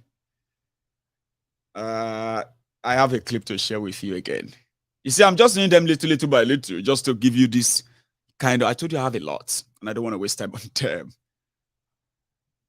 One of the questions people do ask is, why are the lecturers in Nigeria rigging elections for political criminals who then turn around and steal their salaries, steal their pension, deny them all they deserve until some of them will die in penury? Why are they doing all of that? They say, Baba, na career, everybody be criminals in that establishment called Nigeria. So somebody came and painted a picture of how the lecturers in Nigeria were molded, or they mold themselves into this gang of criminality. And when an opportunity presented themselves to contribute into setting the country aright, they don't miss a chance of mortgaging it off. From Edo State, AIT reports, they were telling Obaseki, watch this. I'm coming. The Special Intervention Team, SIT, of the Ambrose Ali University, EPOMA, was set up in 2021 by Governor Gordon Obaseki to look into the myriad of challenges confronting the tertiary institution. 2 years down the line, the SIT is here to present its interim report to Governor Obaseki. Speaking on behalf of the team is Austin Osakwe, who alleges a high level of corrupt practices, which include tax evasion, sexual harassment, extortion, fraud, difficulty in accessing transcripts and certificates. It's an epidemic in AU. It's an epidemic where daughters, 17, 18, 16, when you hear stories of harassment, these ones are, we have voice recordings. We came into that place, the school was not paying tax at all. There was no paying. Every time the IRS sent a code for payment, the unions resisted it. The works department has officers who don't do any other thing apart from managing the purchase and dispensing of diesel. That's a very big business. And when you want to touch that area, oh, they say it's political. The entire community gathers. In 2019, somebody came from a university somewhere to come and do sabbatical in AU. Sabbatical for 1 year, sir. And it was paid every month, about 400,000. Yes. And then at the end of 1 year, he left. Only for us to discover in 2022, late 2022, that since that 2019, the man has been getting his salary regularly.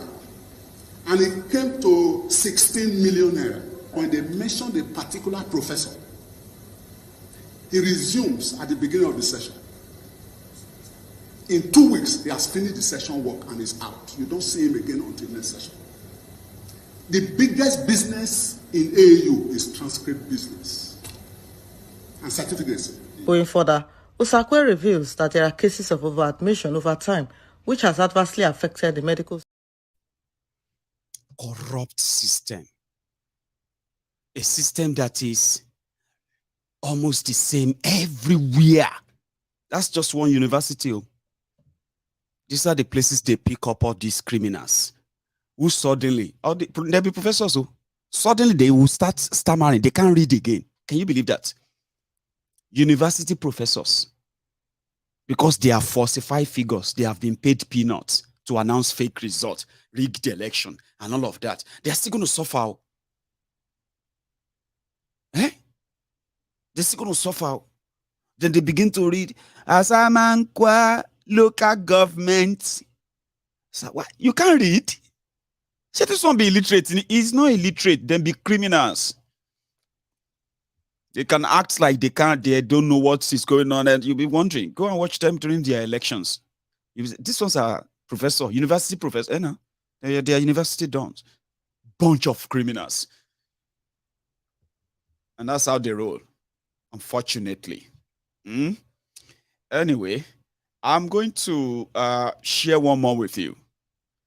You remember this? Instagram can't explain. You know how many police I don't tear slap? They'll say because you be fella pikin. It doesn't matter because Jesus be God pikin if he die for you. You must know who you are before you make your move. So I make my move from where I did because I know who I am. That's how I must make my move. Enyike, we have your time. Me, I have your time. Instagram, come explain. So that's Sheung. Explain to everybody. You know how many police who don't tear slap? He's receiving the support of some people too. Well, like, oh, he went overboard. I mean, they wish there wasn't camera and all that, but they would do the same if they have the chance. Because how do you explain this? FRSC, Federal Road Safety Corps, putting your life in danger on the same road, slapping you. I'm out of they slap people like any other. They beat people. If you see one guy, they beat him. They stole his Okada. Police, oh, it was holding his. They beat with baseball bat. Bah, bah, bah. And they stole his bike and they drove it. I mean, rode it off. For this particular one, they slap him. He don't do anything, no, just to shakara him so that he can part with his money. And he put it on record. Hey, okay, you wanted to park and you are blocking it. Look at what you did. Look at what you did early in the morning. Look at what you did. A criminal. Is he a criminal? Look at what you did. These are his people. Look at what you did. Look at what you did early in the morning. You break the. I did not do anything to you. You slapped me. You slapped me. I did not do anything to him. Can you see he's hiding his face? He's hiding his face. Okay, leave me alone. Leave me alone. He's hiding his face. I don't do anything to you. You slapped me. You break the windscreen. This is the face of the man. You don't know me. You will suffer for this one. Mr. MJ Oni, Mr. MJ Oni, Mr. MJ Oni, Mr. MJ Oni, Mr. MJ Oni, he slapped me. He slapped me. Mr. MJ Oni, look at what he did. Look at what he did. Look at what he did. Can you see them? Mr. MJ Oni, Mr. MJ Oni, look at what you did. So the assault on the citizens in Nigeria, that's what got people, some people angry, very angry. That, do you know amount of assaults that the people suffer in the hand of these criminals? Unprovoked assault. Some of them have to lose their lives. I'm like, Baba, shall no go vex, go slap police. You know, be she on kutio. Shall you get? You know they say gone too soon for you. I know what I'm saying. Mama, continue so. Shall you get? No go do work. You can't say that, say you won't go slap police. No try more. Amo no con de single run la leda or run la leda. Ete pome yete jodagba or run la leda. Those of you who killed the bed picking where you know allow and growth. This is an unfortunate or run la and big guru. Anyway, I know what I'm saying. Sure you get. Just do as much as possible to avoid them. That's the only advice I can give you. I have not got any motivational what have you to give to you, but it is Nigeria. But remember, as I am stating this tonight, today I want to declare without equivocation. Today, just avoid them. That's what I'm trying to say. Avoid them if you can. So I am going to take one or two calls. I was going to shift that to tomorrow. Possibly have a People's Parliament tomorrow. But I will take one or two calls. Okay. So don't go anywhere. If you're still with me, like this broadcast, okay? Share it if you haven't. We've got over 3,600 of us. We were over 3,700 earlier. So which means that only 900 of us have actually paid our offering. On YouTube, Neo, thank God that Facebook is unable to hold some of you down tonight and you're able to turn up. Imagine having over 500 people on YouTube. I'm sorry, on Facebook. That's quite impressive. So thank you if you're watching me on Facebook. But I like the broadcast. You can still share it. When I get back, I'll come and take calls, okay? Yeah, let's count it. 2,000 likes. So yeah, 2,000 likes. Put it up. I will be back.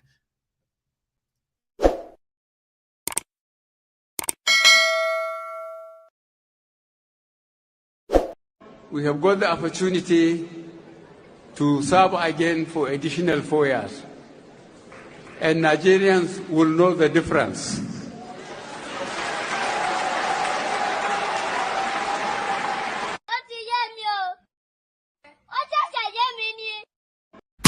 Country, 70 years old man.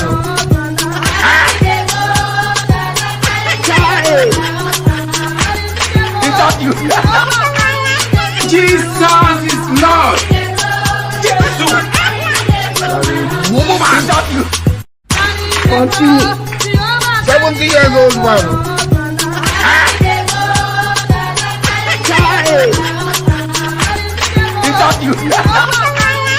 Jesus is Lord. Jesus. Continue. 70 years old man.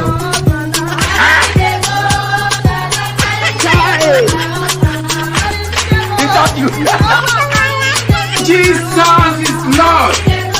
Jesus. Continue. 70 years old man.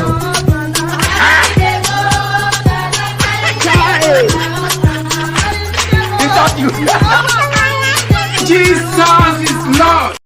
They go, hello there. Hello, good evening, Michael. Good evening to you. How you doing? Yeah, I'm alright. It's good to be on tonight, and thank you for doing a good work. I'm Victor. I'm calling from Kent. Beautiful. How is Kent tonight? Yeah, I'm good. I'm good. Are you? I know it's family. Well, thank God. I can't complain again. I mean, you know. Thanks, man. Thanks for asking. Yeah, good. Just a brief. I mean, I'm just going to be brief tonight. And thank you for showing the bit of drama that happened today. In their and yeah. And I think for me is looking at the old drama. I think what they tried to do is to use the Apapa man to cause confusion, so that they won't be able to move on with the case. A total and when they are able to, when they're able to resolve the case, the people were unable to provide the evidence, because the whole idea is to cause confusion, and they say, you know what, there's confusion anywhere, we can't go on. So it's like watching an opera, and every day it's always something new. So, and I mean, I think the way things are going, they will provide. I mean, you can see how the Obidients kind of reacted to the whole thing, and it's a force that they can't withstand. So we're all going to stay here and see how things going to unfold. It is such a drama that's happening every day. Every day you open, you just open your eyes and you see things. And just want to say, just thank you so much for doing an amazing job. Thank you, man. And we continue to flag that hope until we get a better country. Whether it's going to be one or it's going to be individual, but one day, many.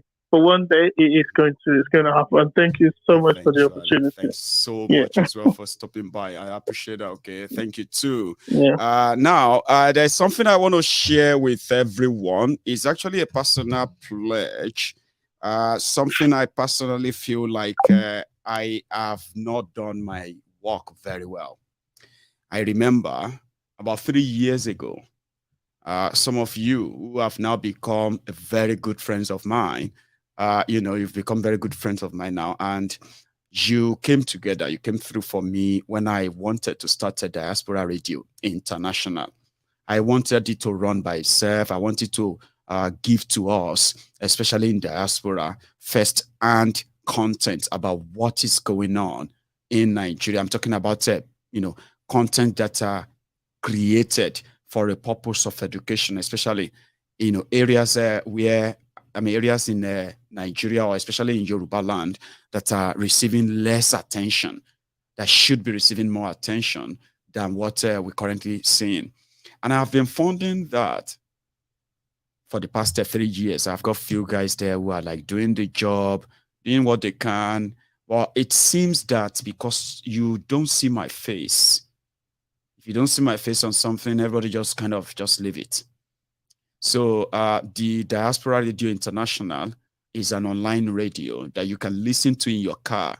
Okay, all my broadcasts, You don't have to go to YouTube all the time. If you are driving, you can go onto your phone and type in Diaspora Radio International, .com, right? Just type that in and you will be able to listen to the podcast of Mayegun. Yeah, most of them replay, right?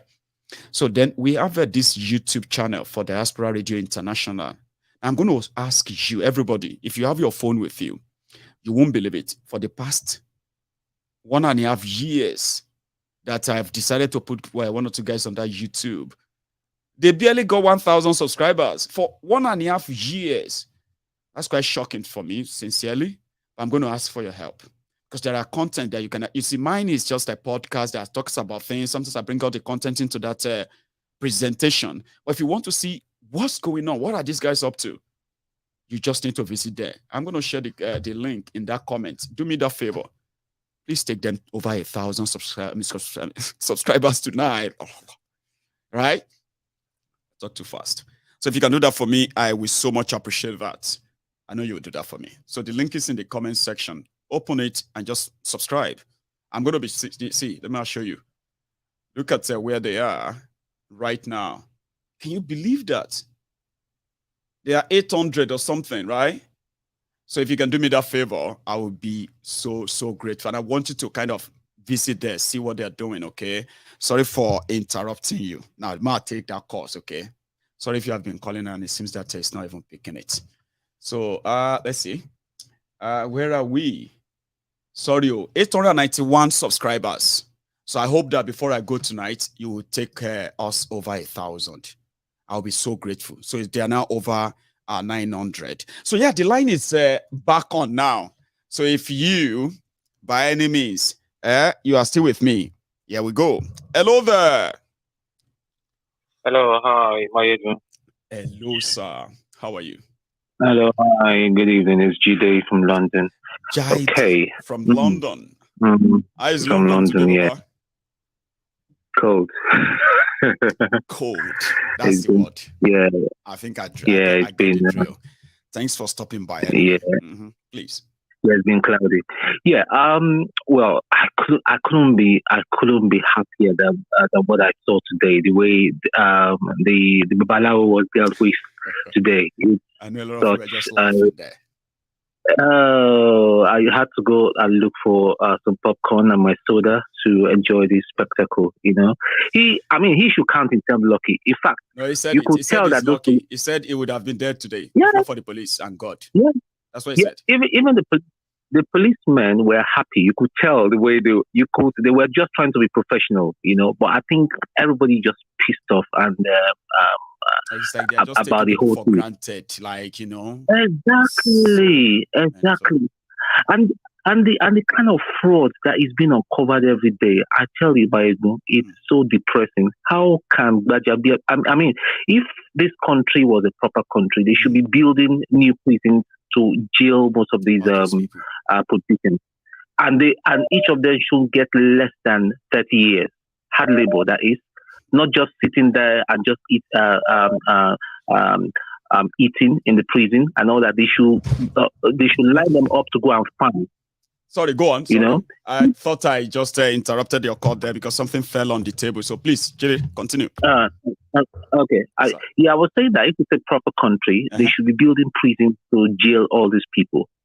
The amount of revelations that we get every day. How can you just be giving free money and all that, using corruption to cover and using money to cover another corruption? I know. Yeah, and I'm now beginning to believe what Nnamdi Kano said, that Buhari that we know as Buhari is not really Buhari. Yeah. I'm now believing that he's not the one, because even then, you know, when the story came, I must confess, when the story first came and all that, I was like, no, Nnamdi Kano, calm down now. We know you'll say the truth. You're just going too far. This was too much. I know. But when you now see the events that followed. Yeah, but then I went back and did some investigation today, and you know what I found? Tell us. The Buhari that we know, look closely to his earlobes. His earlobes is not attached to his face. The present Buhari, look at his earlobes, is attached. It's like it's gone. So when people grow older, does their facial structure change? That's a big question. So they must have gotten a very good look-alike and maybe done some a bit chiseling. of facial, yeah, just to perfect the fraud. And I think that's what it is. You know, like JJ Man said, it was yesterday or the day before. He was saying that money that they are taking out is part of the money they want to use to settle him, so that he will shut his mouth. And I think it's true. It's just bottom. You know, but they are in for a shock, and I'm still standing on what I said earlier. Watch it. 29 is not very far. It's not. He is not going to be sworn in. He is not going to be sworn in. It's just as simple as that. He's not going to be sworn in. I'm still standing on that. I'm not moving. He's not going to. So many people who strongly believe that too. I mean, he's not going to be sworn in. He's not going to be sworn in because there are some. There's some people within the society that matter that you find that they are not even talking much. And you know, when people that matter do not talk much, there's something cooking. That's all I can say. But I just have the and even the days, I mean, all of us go there live and see this, because they say whatever we are going to use to tell a story or an history, we have to make the whole thing is an event that will happen here, Baba. But I'm actually like, I would like to see that day. Go on, today. Yeah, and apparently another part of the Twitter was saying today that Tinubu is not actually in France. He's in London. He's hiding somewhere in London. He is hiding somewhere in London. The man is not well at all. They are trying to prop him so that Blinken spoke to then. Have they started all the trickery already? Like the Secretary of State of America, right? U.S. Secretary of State. Yes. Who did he speak to? The people that said he spoke to him in Paris. Because you see, Kwakwanso is in Paris, Sanusi is in Paris, El Rufai is in Paris. A few other people are also there. Something is cooking in that place, but now you just said drop to London. Go on, Baba. You know this man is a master strategist when it comes to criminality. I know. He might place those people as a decoy to be in Paris, so that people will take the attention away from him being in the UK, in London, because that man, all the intelligence he has is criminality. That's how he's been from beginning. Criminality. That's all he knows how to do. That's why they call him. You know. The part of they call him the Don now. They say, he don't go. He don't go, and he will be like this. He'll do like this in front of them. He'll do like that. He don't go. He don't. Lagos City boy. He don't. In that state, try my day. Everybody get ready. Yeah, don't worry. That's my 2 cents. I know. Have a lovely evening. And you too. Send me word to the family as well. That's a good one from Jude. Perspective upon perspectives, and you can always have them on here. Pick what you think is reasonable and build on them. Nothing is a waste. Hello there. No information is a waste. Yes, sir. Hey, yes, sir. This is me just hearing you, sir. How are you? Very well. How are you doing? I am very well, sir. Thanks for asking. And you are live. Everybody can hear you. If I can hear you, they can hear you. Go on, sir. Yeah. All right. So, what a charade, right? And what a day. What a day. You know, I remember. Somebody said today. I remember one thing when they were dragging him out of the court, right? I remember back home then, there is this firewood that they call Apola. Apola firewood. You see, Apola firewood is kind of firewood that when you set on fire, it's like petrol. So that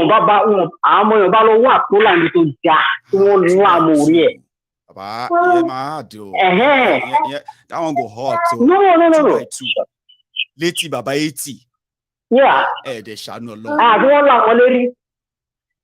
No, Akilo did now. I don't know. Say, you know, they say young people are insulting elders. Baba share this one a role model of elders. This Apapa, is he a role model to young people to now say, oh, we can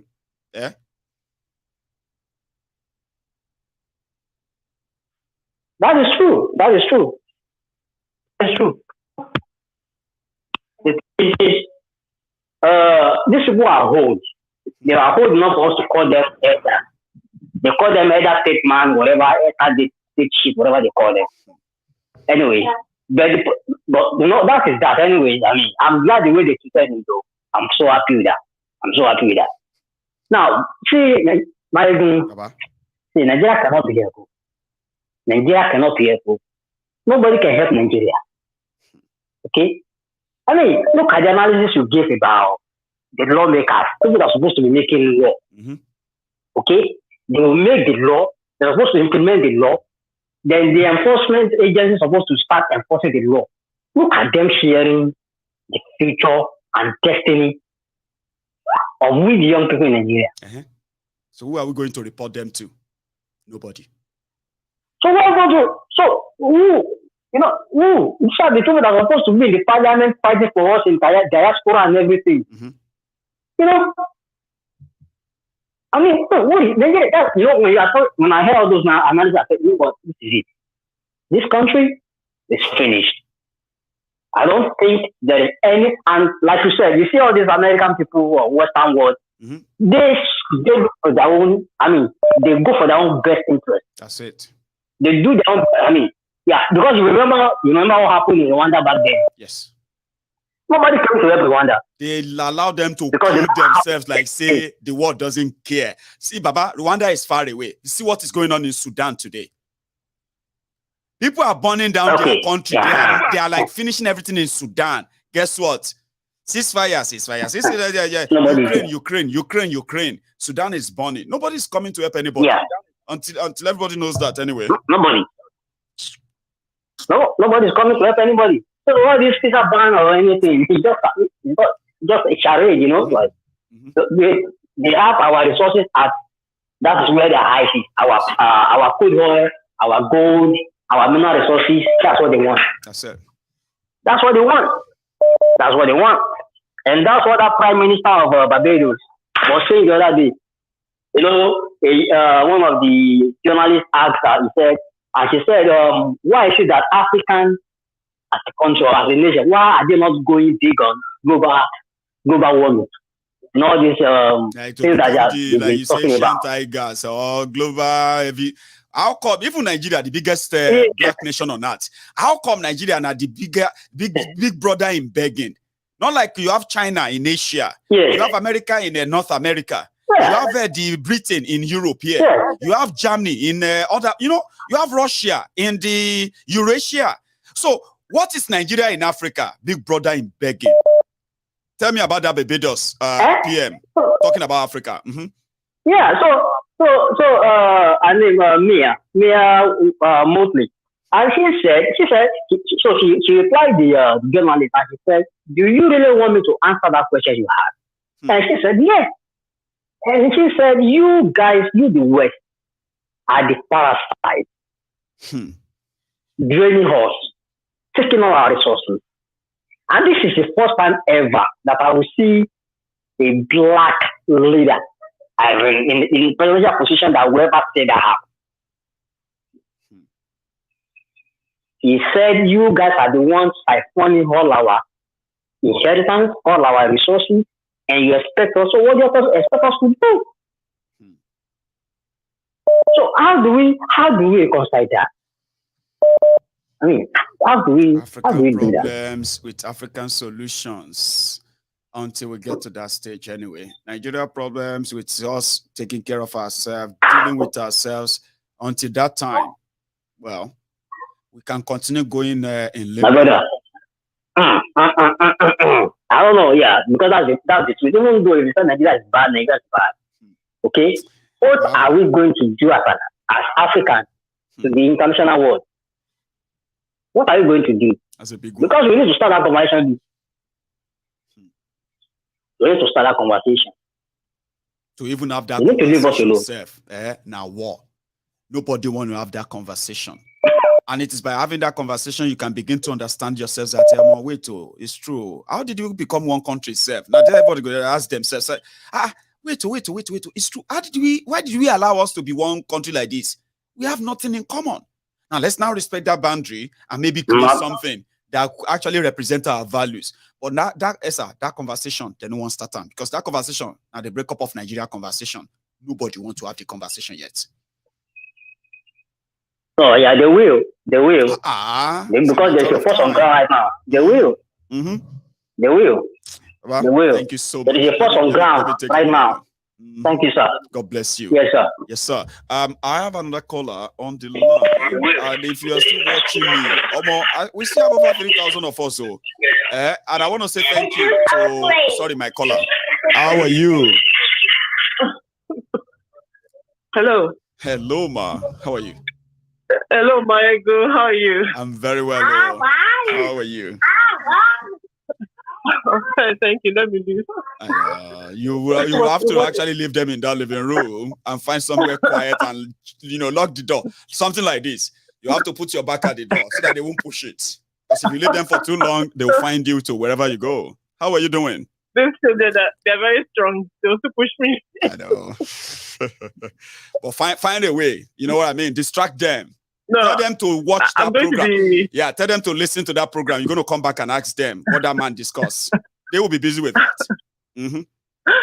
I'll be really, really quick. Today, I was so happy when I saw Lamidi Apapa. So you see that? An old man, we don't get shame. Oh, man.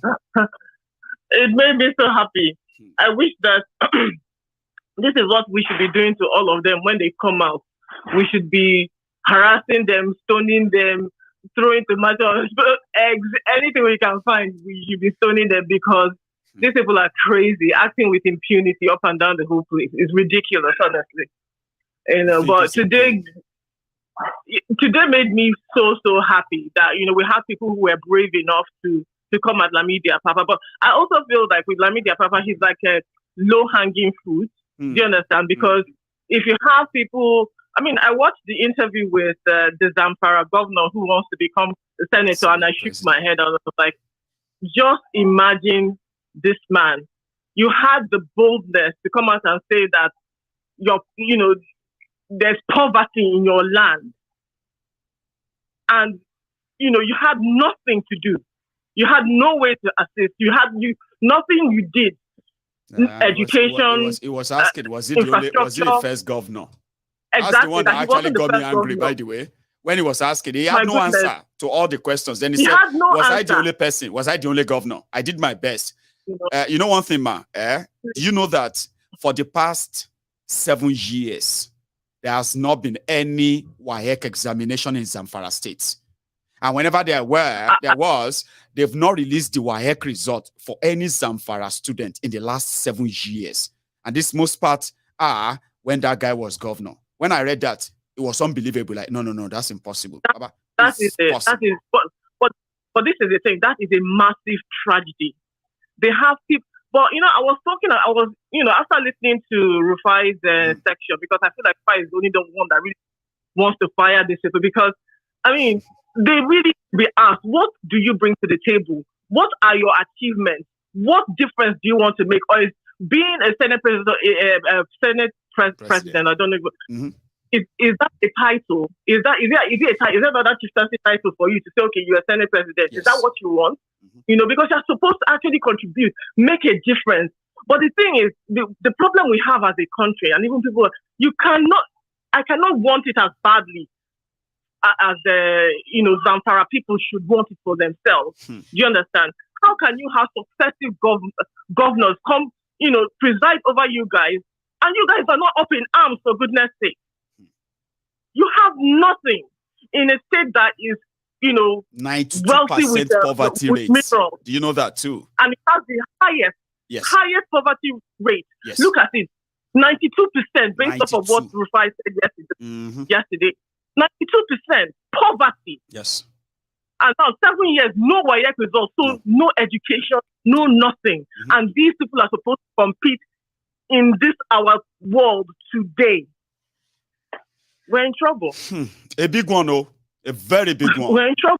I think the previous caller, or no, the caller before the one that just left, right? If I also be, and I've been saying it, I will build 4 massive maximum security prisons. because the people that are going in there, many. Sure, you get. Not only our politicians, the police that we have, because you cannot say you're going to use this current crop of people who are policemen to police anything. They are equally criminals and should all be locked up. They should all be locked up. Politicians, if you cannot account for your wealth, you will be in prison and will see your wealth. This is how we should start. But me, I always tell you, I'm always very reluctant to say, okay, we should have this uprising and this, and everything, because I'm at somewhere else in another part. You want peace, and at the same time you also want a little ginger or a garnished, peace that is garnished with a little violence here and there. As long as they won't kill people, but you can never rule it out. It's gonna happen spontaneously. Exactly, you can't rule it out. And the why I always say in all our conversation is, how many lives are enough? To lose. How many people will say, okay, yes, okay, it's enough. Is it one life? If it's just one life, did that life not matter, at the end of the day? So you have to see, I can't with my full chest of Nigeria say, okay, let's go out there and fight. Let's do it like that. No. I'm here. And there's something I wanted to bring to your attention, because I haven't verified it, but my sister told me today. Right. And she said that somewhere in Anambra State that they kidnapped some United States citizens and maybe killed some people. So there were like gunshots and everything around in the state. I'm still going to call my family there. I know the story. I know the story, like yourself, right? I kind of heard more because the U.S. Embassy in Nigeria, which I would say is the U.S. government in Nigeria, they've made a statement. Yeah, absolutely. So when the news first broke, initially they said 4 U.S. Embassy employees have been killed by, as usual, unknown gunmen. Then it wasn't long when people debunked that there is no American citizen killed in Anambra. Yeah. But the American embassy staff, who are Nigerians, right? So they were sent on a particular job or something in Anambra, and they got attacked by what they call the unknown gunmen. But we all know the story behind the unknown gunmen. We know the politics behind that, yeah? Ordinarily, we would expect them to just at least fish out these killers, fish out these attackers. But rather than that, it became more obvious that they were more interested in hanging it on IPOB, hanging it on on innocent Igbos, right? So they are more interested in that than finding what really happened. Let me tell you something. There's something going on somewhere. Because if you really look at everything, right, how they've been trying to agitate Southeast since, there's something, always something. The Lagos governorship election, they tried their best to agitate. If the Southeast was going to respond, that did not work. Okay, let's calm down. Sudan issue happened. Somebody posted how they left Igbo people behind it and all. Something trying to agitate, instigate. I don't know what it is, but I think that when you get down the United States and everything, it makes me worry. But again, I've always known that the West, no one has our interest. No. Their sole interest in countries like Nigeria, in fact, the whole of Africa, is its resources. That is their own interest. And not only is its natural resources, it's human resources. As well. Because as long as the place is destabilized, people like you and I will leave. And what do? We come to their countries. Right. We continue contribute to their economies. Nigerians are still one of the most well-read, highest paid and highest earners too, especially in your America there. Yes, so in the UK, in the in the US, Nigerians are everywhere. So we're talking about Nigeria. So, everyone in Africa, Ghanaians, people are everywhere. So as long as a place remains destabilized, they will continue to get human resources. There will be capital being transferred from Africa to there, and also brain drain as well. Because I cannot imagine that we still have the best of the best in that country teaching our own people. So brain drain, the human resources gone, and then our natural resources being plundered, right? and with impunity as well. The same impunity that they will not accommodate in their own land, they do it fully in our own land and do it for free almost. So we have a massive problem. I'm not even sure if, changing this contraption and making, Oduduwa, region and all of that is going to change. We still need to figure out how to get the claws of the West off of the continent.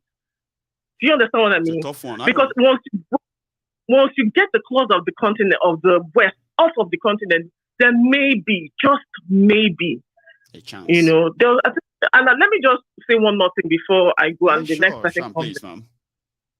There was someone who said that many years ago, he lived in Portiscombe, and that even there, they used to have Igbo Day, so the Igbos were there, they celebrated themselves, their culture and everything, and this Portiscombe, I think, is somewhere up north. Yeah, right? Portiscombe should be somewhere in Jos, Plateau, all these areas, yeah? Portiscombe. Okay, all of those places. I think the point the point he was trying to make is that we always loved each other, but somehow, how we started to distrust, hate, and believe that we cannot work together as one, right? We can't. I really don't understand where it's coming from. But if us self-governing is what is going to take, then let it be. I'm not ashamed to say that I would prefer a one Nigeria, because I just believe the concept that we can all work together. Igbos have married Yorubas. We've just intermarried all over the whole places, and everything. And those people are living happy lives, right? Some, but the point I'm trying to say is that we can't overcome differences to achieve, a beautiful Nigeria. But in the absence of that, let us carry on fighting for separation. Usually, right? What people do when things get to that stage, after they must have felt like, okay, I just wish, I just hope, I just, this, I wish we didn't get to this stage. At that stage, they will just be like, I just hope God will just come and help us. And I'm like, no, I get what you mean. You've run out of all options, and don't worry. It's just that when people are tired, they will ask for something different. That one I'm certain of. Yeah. But the only good advantage of this whole thing is that more people are, people are more aware politically now what's going on than before. Yeah. People are very, very much aware like now, especially those who are in diaspora. By the way, they are more interested. Yeah, and that's enough. Because how long do you want to live here? Even I'll be honest with you. When I tell my children, please, when I die, don't bury me here. Take me home. You don't want to. You want to come back and appear in Nigeria. Something that people are praying. God, I would rather be a lamppost in Germany than to be born in this country again. God, please create me as a dog in America. You have no idea what you're asking for. Just be careful. Anyway, thank you so much, Shamurai, for stopping by. I appreciate you. Thank you. You have a good one. So I have another caller. We still have over 3,000 of us on YouTube. Let me remind you. And only 1,300 of us have actually dropped their own offering. If you have done yours, don't worry. If you haven't, you can just stop by and pick up that phone and like that broadcast. For this. Hello, sir. Hello, Mayogo. How are you? You are back. Yeah, good evening. You are prominent now. How are you? A lot of people will begin to ask you for the trick. How do you always get? Yes, I would. You share that. Good evening. How are you doing tonight, sir? Thank you. Right, no problem. Yeah. Okay, Mayogo, what I'm going to say to you now tonight is absolutely very important. Please, listen very carefully. First and foremost, let's treat this to get it out of the way. Yesterday, I think yesterday you mentioned about the visa ban, yeah? Yeah, I think I did. Yeah. If it's with good intention, whatever intention it is, there's nothing wrong about it. But what you got to understand, this visa ban, that you have to understand, most of oil nation is being controlled by the oil companies. Right. Yeah, 100%. All these big oil companies control the country. Who owns these companies are the Western world, the Americans, the Britain.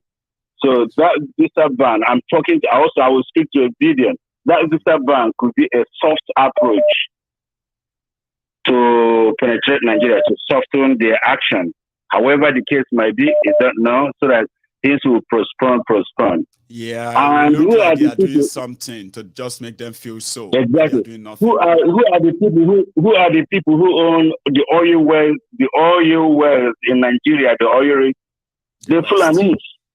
They're exactly. The owners of the oil And rigs. and the Fulanis, they are the ones speaking to this oil big country, speaking to the Western world. So whatever plan they're planning, nobody knows about that. But what I'm going to speak to Peter tonight is about there is mother of all battles coming on Friday. They are obedient. Listen, Nigerians have been abused for a long time. INEC has now become a political party against Nigerians. It's no longer an institution that Nigerians, the taxpayers' money, set up to look for fair election. No. INEC blankly refused to allow Labour Party to get access to the documents. And nothing is up. That is completely disobeying court order. That's right. And nothing is happening. Nobody is speaking to them. So they owe the country. They haven't got the access. They haven't allowed Labour Party to get the documents they need. Now, the tactics they're playing have been revealed. One of your callers said that Tinubu will will not be sworn in on the 29th. 12 days from He's far away. No, Tinubu will be sworn in on the 29th. I'm telling all Obidients now to listen. You Obidients, you started a war, that organic war that you never planned. You have been abused. Nigeria has been in an abusive relationship with the ruling establishment.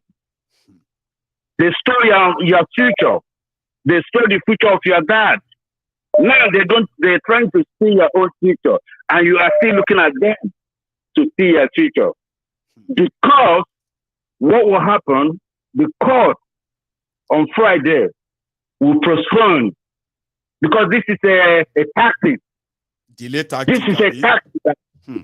Yes, it will postpone that judgment again. How many days? And it will be 29. And I'm telling you now, if Tinubu is sworn in, then Obidients, you must well go home. You've accepted Tinubu as your president. If Tinubu is sworn in on the 29th, you have accepted Tinubu as your Obidients. 29th is the last Friday, is the last day. If Obidients accept Friday judgment, Friday decision, then you must well go home and accept the judgment. Friday, if you accept Friday, what will happen on Friday? Because what they're going to do on Friday will make you so angry that you cannot believe it. This is mother of all battles. You have to get up. Rise up. You cannot allow someone to abuse your father, abuse your grandfather, abuse you, and keep abusing you. When would you know? You started the journey. You have to finish that journey. Thank you. You have to finish. Yes. This Friday, they're going to give a judgment that they'll postpone that election. And Friday, Tinubu will be president. So if you accept the judgment of Friday, that means you have accepted the Tinubu as your president. And do not come back and talk rubbish again. Don't talk rubbish again. You accept judgment of Friday. Thanks so much. Friday is the best time. But one of the things people need to know is that once you start repeating yourself again and again and again, have to take one demo. So here I have another caller. Hello there. One demo. Sita, is that you? Yeah, let me not forget the reason I called before I get back to the last caller's judgment. Now, what we are looking at is what I am trying to point out today is what happened in Anambra State, whereby you can see what the mainstream media they wrote. They said that is United States Embassy worker I know. They only wrote that thing for one reason. That was the reason they put up that publication. The reason they put up that publication, thinking that the American government is not going to look through and know if Americans are involved in that mayhem. Then, after that, they can now use that opportunity to say, oh, that's IPOB, so that they can prescribe that's where IPOB. They are pushing it to now. That's where they are still going. That was where they were going. But today, the American government they debunked came some out, of them. Yeah, they said no. They debunked it and said no American was involved in that mayhem. No, that is number one. So because they want to use that opportunity to gaslight, to tell these people that these people, they are terrible, that they are terrorists, they are this. But we told you that the Biafra they are asking for, they are the one unknown government. See, they have killed Americans. Yes. So unfortunately, that was didn't their fly bone so of far. contention. And they will have tied it to the Obidien'ts movement. See, some even said that was they were already saying that it could be one of those Obidients who organized that. You know, it's ridiculous take. I just choose not to kind of touch them, you know. Yeah, so that was where they were going to. So when we're looking at it, they are going to try every hell. The reason they are trying every hell is because they themselves, they are not sleeping at this time. They've been worried like never before. Now, I want to come to the content of the last speaker.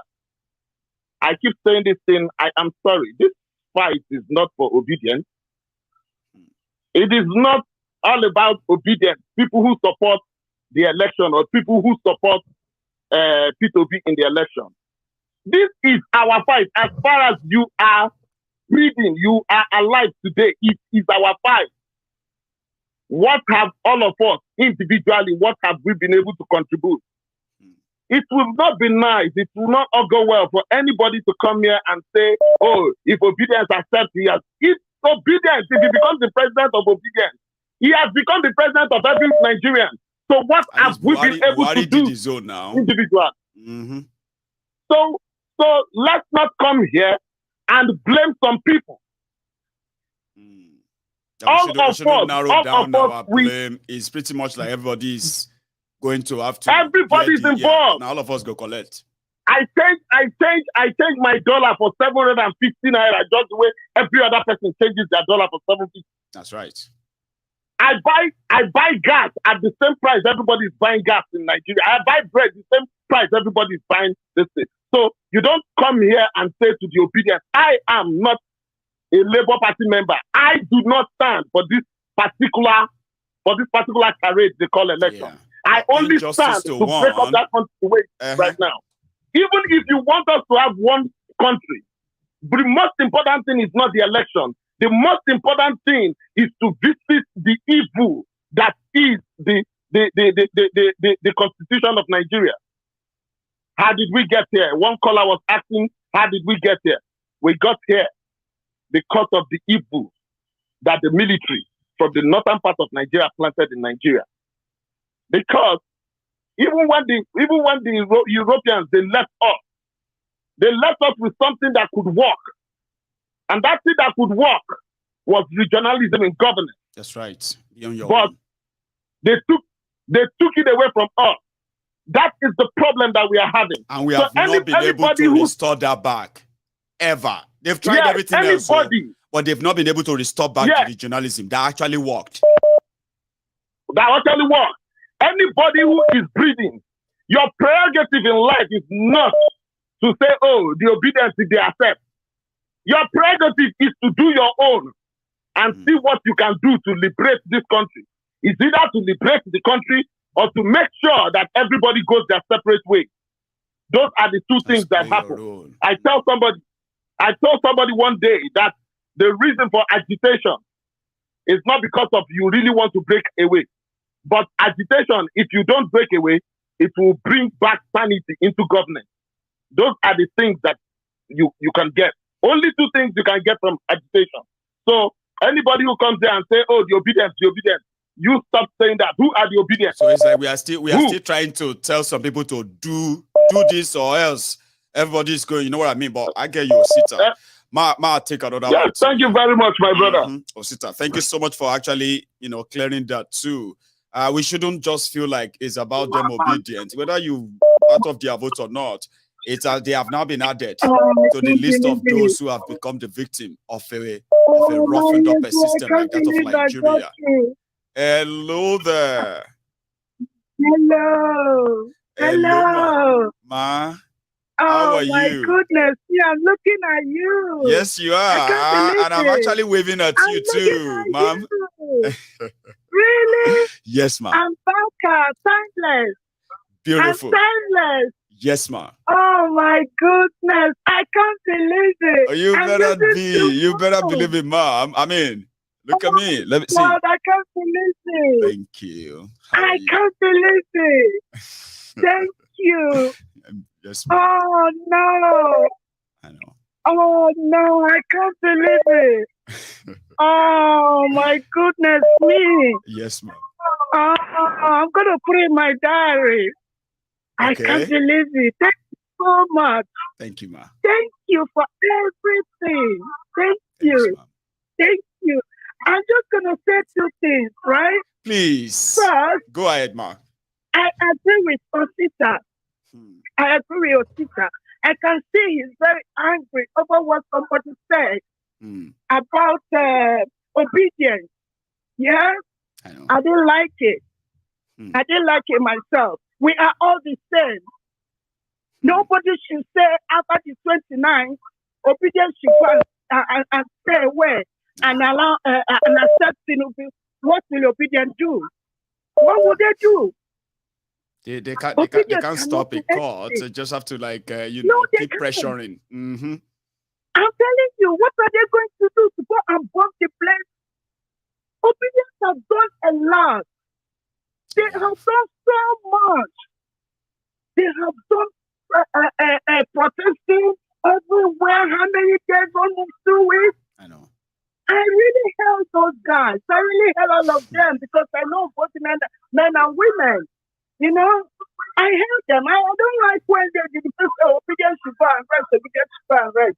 Oh my goodness. No, they can't be discouraged that way. No. No, we should praise them. If not obedience, will Lamidi Apapa or Lamidi Apapa has left the court? That was obedience. He would have gone in there even though he disrupted something there. But when he said obedience were there. So it will be very careful next time. It will be very careful next time to go to any court. Thank you. Whoever that is said obedience should have very. I don't think he will do that again. No. He would. I'm calling from London anyway. Bless you. I don't think he will do that again. He will not do that again. And secondly, we don't want to break up. We don't want to break up, right?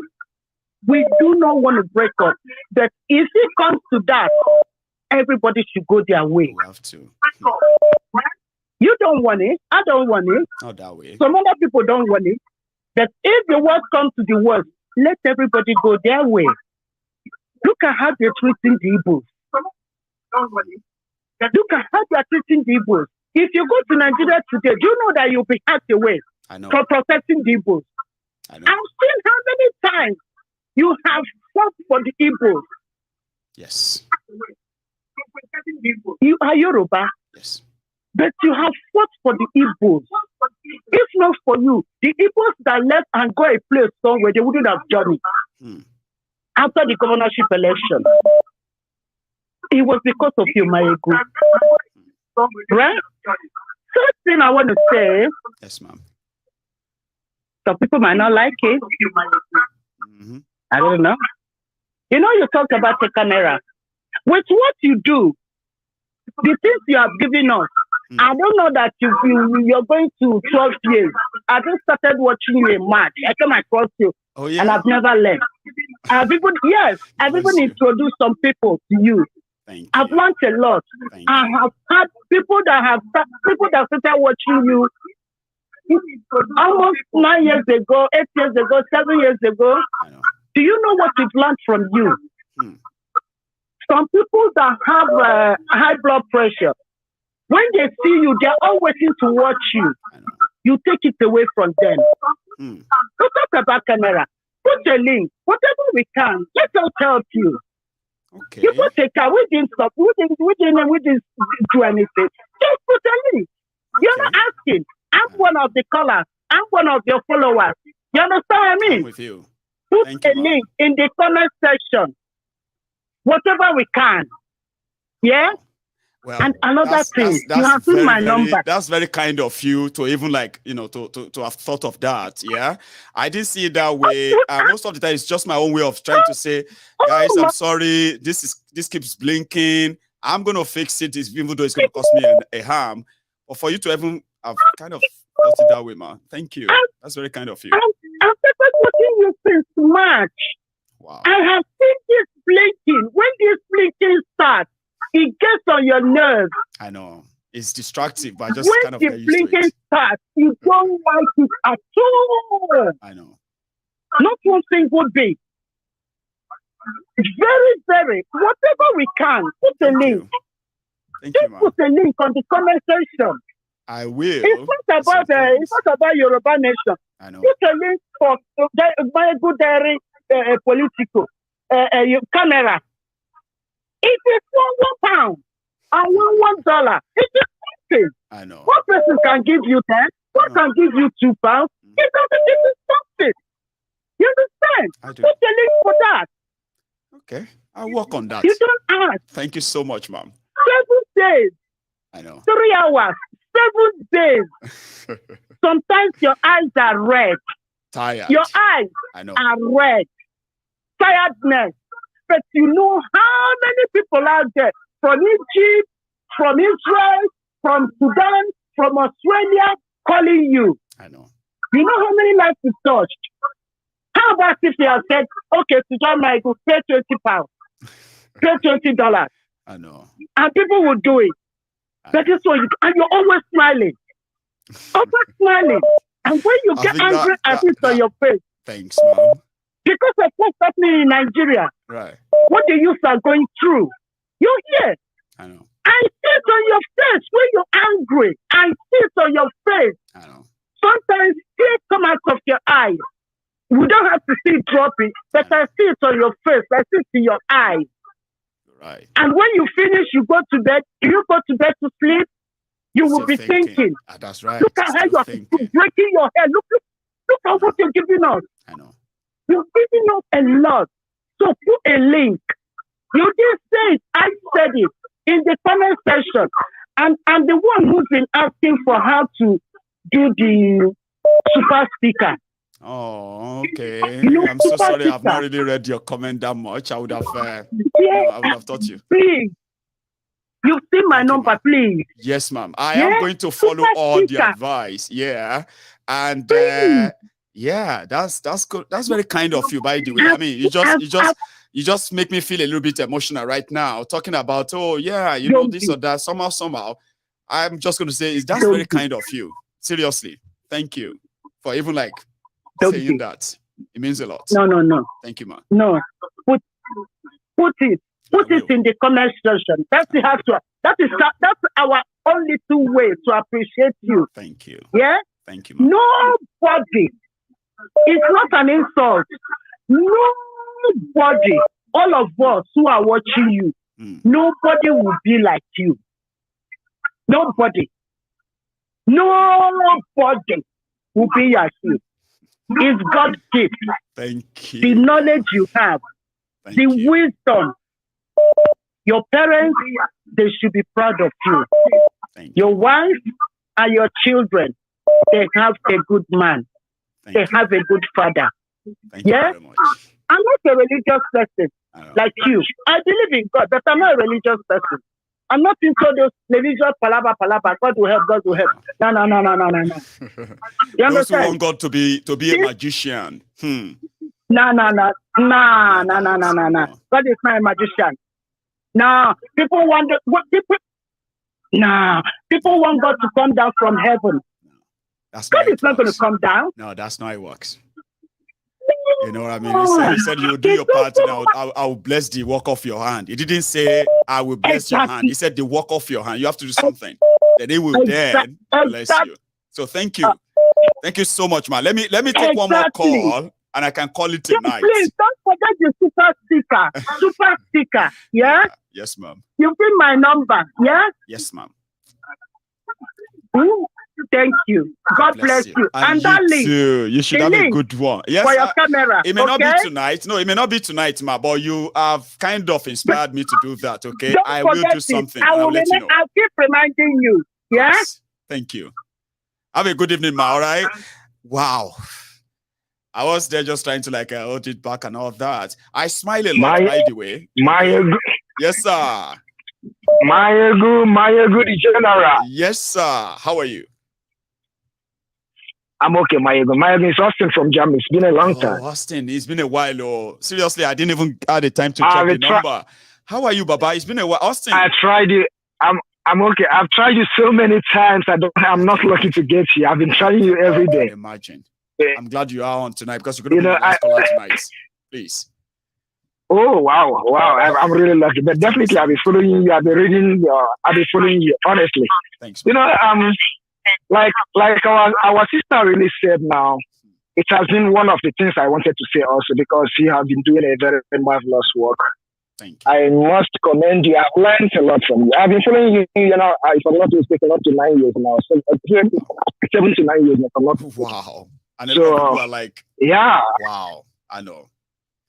There is no day I don't listen to you. So as I'm telling you, I'm working, but I'm still listening to you. And I said I must contribute this now. There is one thing I like with you that you have never gone out of it, and people doesn't know about it. People just overlook it. You have been mentioning this for a while that I know you about disintegration of Nigeria. Yes, that's the only solution for Nigeria. There is nothing else. Nothing. Absolutely nothing. I am living here in Germany now we are just delaying it. Yeah, exactly. If things continue like this, I am living. Can't save Nigeria. Nobody can save Nigeria. If things continue like this, let me tell you, the real truth. There is nothing about Nigeria that is left anymore. You know, the politicians even don't believe in one Nigeria. We are the ones believing in one Nigeria. They themselves doesn't believe in one Nigeria. Okay, for example, if one believes in one Nigeria, how can you make money in Nigeria and go and buy houses in abroad? How can a minister of education in Dubai and all these places? Yeah, you mean wait for your country. A minister of education and the children will be schooling outside. Who is he minister with?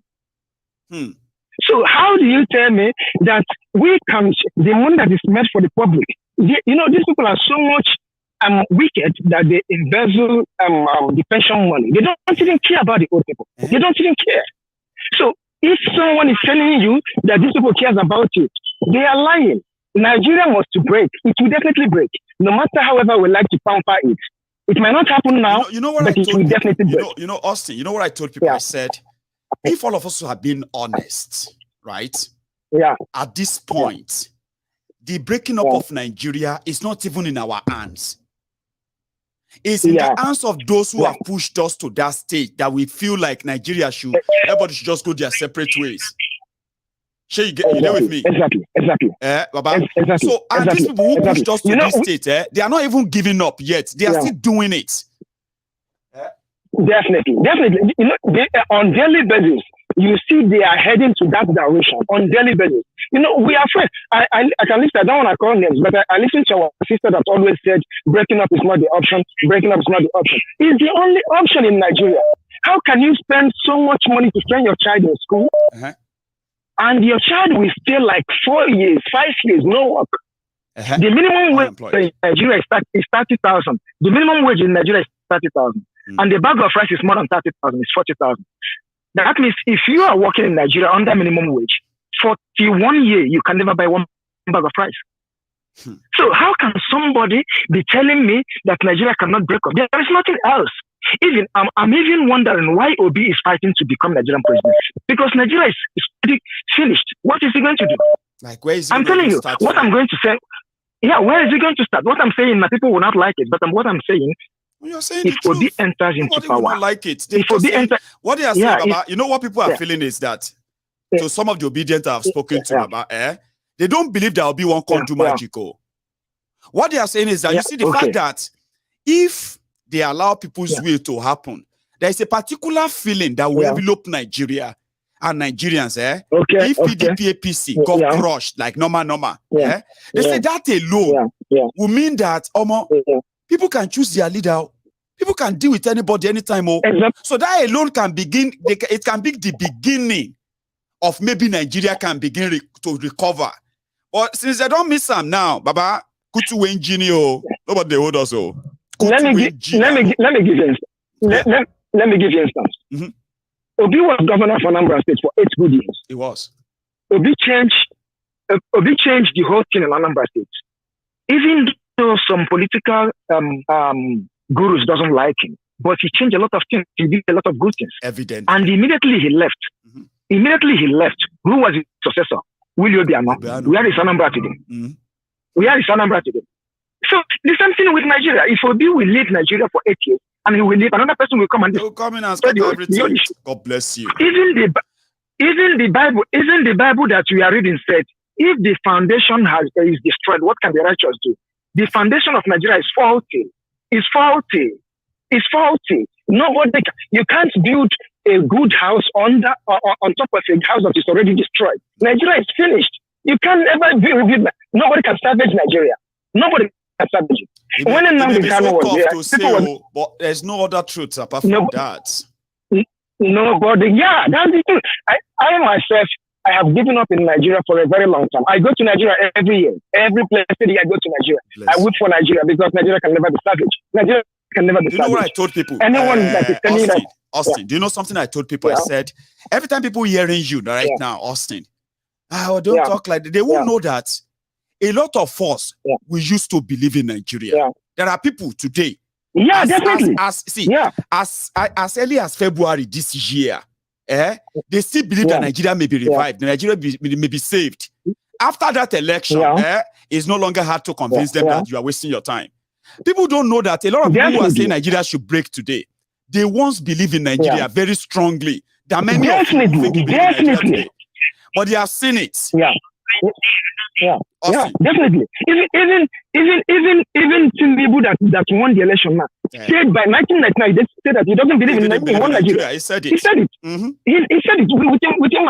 So I don't know why people are so much attached with this oneness. This is something that I call faulty relationship. How can you marry a woman? And the woman said, "I don't want you," and you keep on forcing her on yourself. She said she don't want. You can't force her. You can never. So this is how Nigeria is. Someone, no. Nigeria is finished, whether we like it or we don't like it. That's my only contribution. Thank you so much for your good work. It's actually so good to hear from you again, sir. So nice to hear from you. Thank you. We may have a people's parliament tomorrow. If that happens, I hope I'm so lucky enough that you won't be working so that you'll not be double dating. So thank you so much, Baba, for stopping by. I will try. Cheers, you have a good one. That's Austin there calling in from Germany. Now, Austin will be my last caller. I wish I could take more. And thank you to all of you for your support and for all the time, including every one of you who feels like, oh yeah, I mean, we can chip in something and get you a nicer camera. First, I'll let you know the camera I'm looking for is quite dear. We are talking about, 3,000 pound sterling camera. That's like 3 million naira. I mean, it's so loud. I've got some money saved. So I'm going to go work it out and see how we can, I can get your help.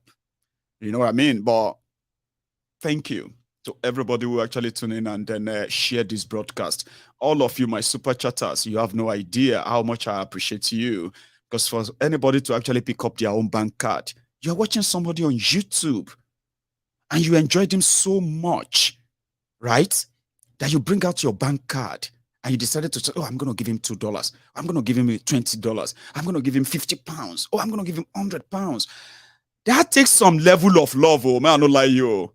I have done it. I've given people that, but it takes some level of loving to say, oh, no, I love this guy. I'm going to give it that to him. So I appreciate every penny, whether it is $1 or $100. The that motive, that thing that actually makes you feel like the intention to say, I'm going to give it to him $2. I'm going to give it to him $5. You know what I mean? I appreciate you. And I say thank you to all of you who always share your evening with me. Yeah, we're all making some sacrifices to ensure that we're filling that vacuum every night or every morning or afternoon. Depends on the time you are watching. But if I've continued to make an impression on you about, everything, to the point that you have been my fan all this while, sharing my video, inviting people, getting more people to actually join me, you are doing me a great deal of favor. And I promise I'll keep reciprocating same. So thank you for all this support. I will see you some other time. And that other time is going to be tomorrow. God spare our lives. I'll see you then. So don't leave without liking the broadcast as usual. Something will keep telling you, oh, did I like that Mayegun's broadcast? I can't remember. Did I like it? Or did I not like it? Don't worry. Check it before you leave. I will see you some other time. Good night.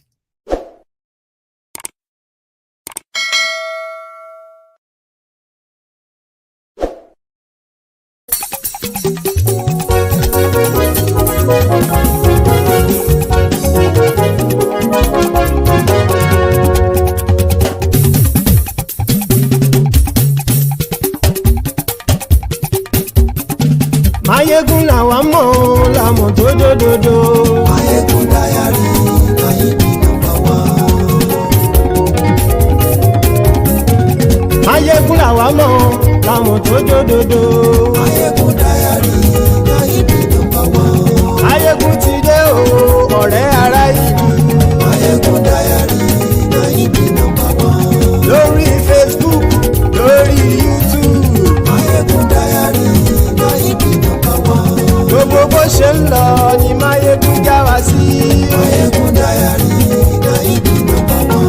Àṣírí ọ̀jẹ̀lú kì í bò níbẹ̀ o. Mayegun dayari Lamidi Apapa. Bó bá ṣe eré àní Mayegun máa wí. Mayegun dayari Lamidi Apapa. Ó sì tún ṣe eré wàá gbọ́ níbẹ̀ o. Mayegun dayari Lamidi Apapa. Mayegun dayari politico. Mayegun dayari Lamidi Apapa. Godfatherism kò sí lọ́rọ̀ Mayegun. Mayegun dayari Lamidi Apapa. Ẹ farabalẹ̀ sẹ́ o kẹgọ́rọ̀ lẹ́nu o. Mayegun dayari Lamidi Apapa. Àní Mayegun làwa mọ̀ tó dòdòdò. Mayegun dayari Lamidi Apapa.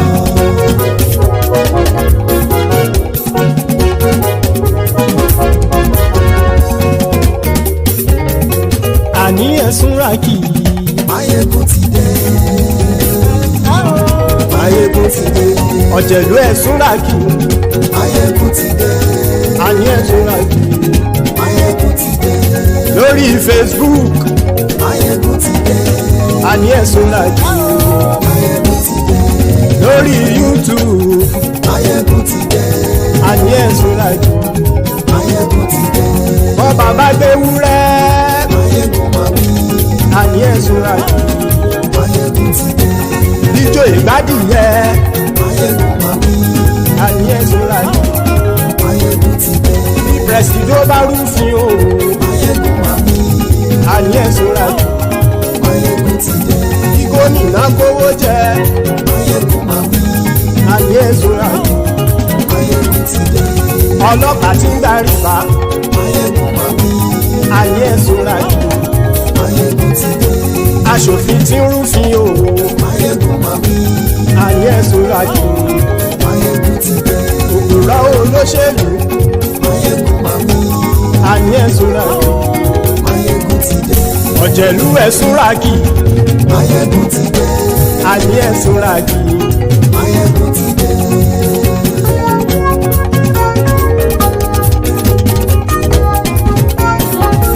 Mayegun ti dé. Gbogbo ọ̀jẹ̀lú ẹ̀sùn rákì. Mayegun ti dé. Gbogbo ọ̀jẹ̀lú ẹ̀sùn rákì. Ṣùgbọ́n ní bá ti ṣe èyí tó yẹ kí wọ́n ṣe, ọmọ bá dèrò ní fi wọ́n níran o.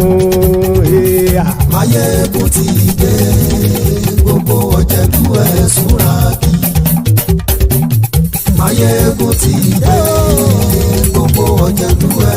súnra kì ṣùgbọ́n ní bá ti ṣe yìí tó yẹ kí wọ́n ṣe ọmọ bá dẹ́rọ̀ ò ní fi wọ́n níran. wọ́n fowó bẹ́ẹ̀ o Máyégún ó sọ pé wọ́n ò fẹ́ bẹ́ẹ̀. wọ́n fowó bẹ́ẹ̀ Máyégún ó sọ pé wọ́n ò fẹ́ bẹ́ẹ̀. oníkanṣá ti ṣe yìí tó yẹ kí wọ́n ṣe fáwọn ará ìlú tó gbé wọn débẹ̀ o. Máyégún ti dé gbogbo ọ̀jẹ̀lú ẹ̀ súnra kì. Máyégún ti dé gbogbo ọ̀jẹ̀lú ẹ̀ súnra kì. ṣùgbọ́n ní má ti ṣe yìí tó yẹ kí wọ́n ṣe ọmọ bá dẹ́rọ̀ ò ní fi wọ́n níran. kì máa yí ṣe eré ọ̀rọ̀ yìí kì í ṣe ẹ̀fẹ̀. kì máa yí ṣe eré ọ̀rọ̀ yìí kì í ṣe ẹ̀fẹ̀. ẹni bá ti lè lẹ́bọ̀ lẹ́rù o ọmọ bá dèrò kàṣàyè tú wọn síta. Máyégún ti dé gbogbo ọ̀jẹ̀lú ẹ̀ súnra kì. Máyégún ti dé gbogbo ọ̀jẹ̀lú ẹ̀ súnra kì. ṣùgbọ́n ní bá ti ṣe yìí tó yẹ kí wọ́n ṣe ọmọ bá dẹ́rọ̀ ò ní fi wọ́n níran. tẹnitẹni ọmọ Máyégún ọ̀rẹ́ ara ìlú mọ̀mọ́ ni mo fọlọ́hún ṣọ́ ẹ̀ bá kìlẹ́bù. lóòótọ́ olódodo ìlú ọ̀tá ìlú mọ̀mọ́ ni ìwọ ṣá máa ń ṣọ́ra kò sì mọ́ bẹ̀rù. bọ́tà ń lè rí bóníṣègùn lé káwọn mọ̀mọ́ fi ṣera wọn ni ó ti dẹrùn tí wọn ò gbọ́dọ̀ sì mọ́ bẹ̀. èèpo ọ̀bọ̀lọmọ bá dérò tàjẹ́ ò gbọ́dọ̀ jẹ́ ó ti dọba lórí àbínú ẹni kò sì mọ́ fòyà. àìsíwọ́lu ní ẹnìkẹ́ ìgbódì ẹyin lábàrá o ó kó ẹni tó bá dán o àkàmù. Máyégún ti dé gbogbo ọ̀jẹ̀lú ẹ̀ súnra kì. Máyégún ti dé gbogbo ọ̀jẹ̀lú ẹ̀ súnra kì o. ẹni bá ti ṣe yìí tó yẹ kí wọ́n ṣe ọmọ bá dèrò òní fi wọ́n níran o. Máyégún ti dé gbogbo ọ̀jẹ̀lú ẹ̀ súnra kì. Máyégún ti dé gbogbo ọ̀jẹ̀lú ẹ̀ súnra kì. ṣùgbọ́n ní bá ti ṣe yìí tó yẹ kí wọ́n ṣe ọmọ bá dẹ́rọ̀ ò ní fi wọ́n níran.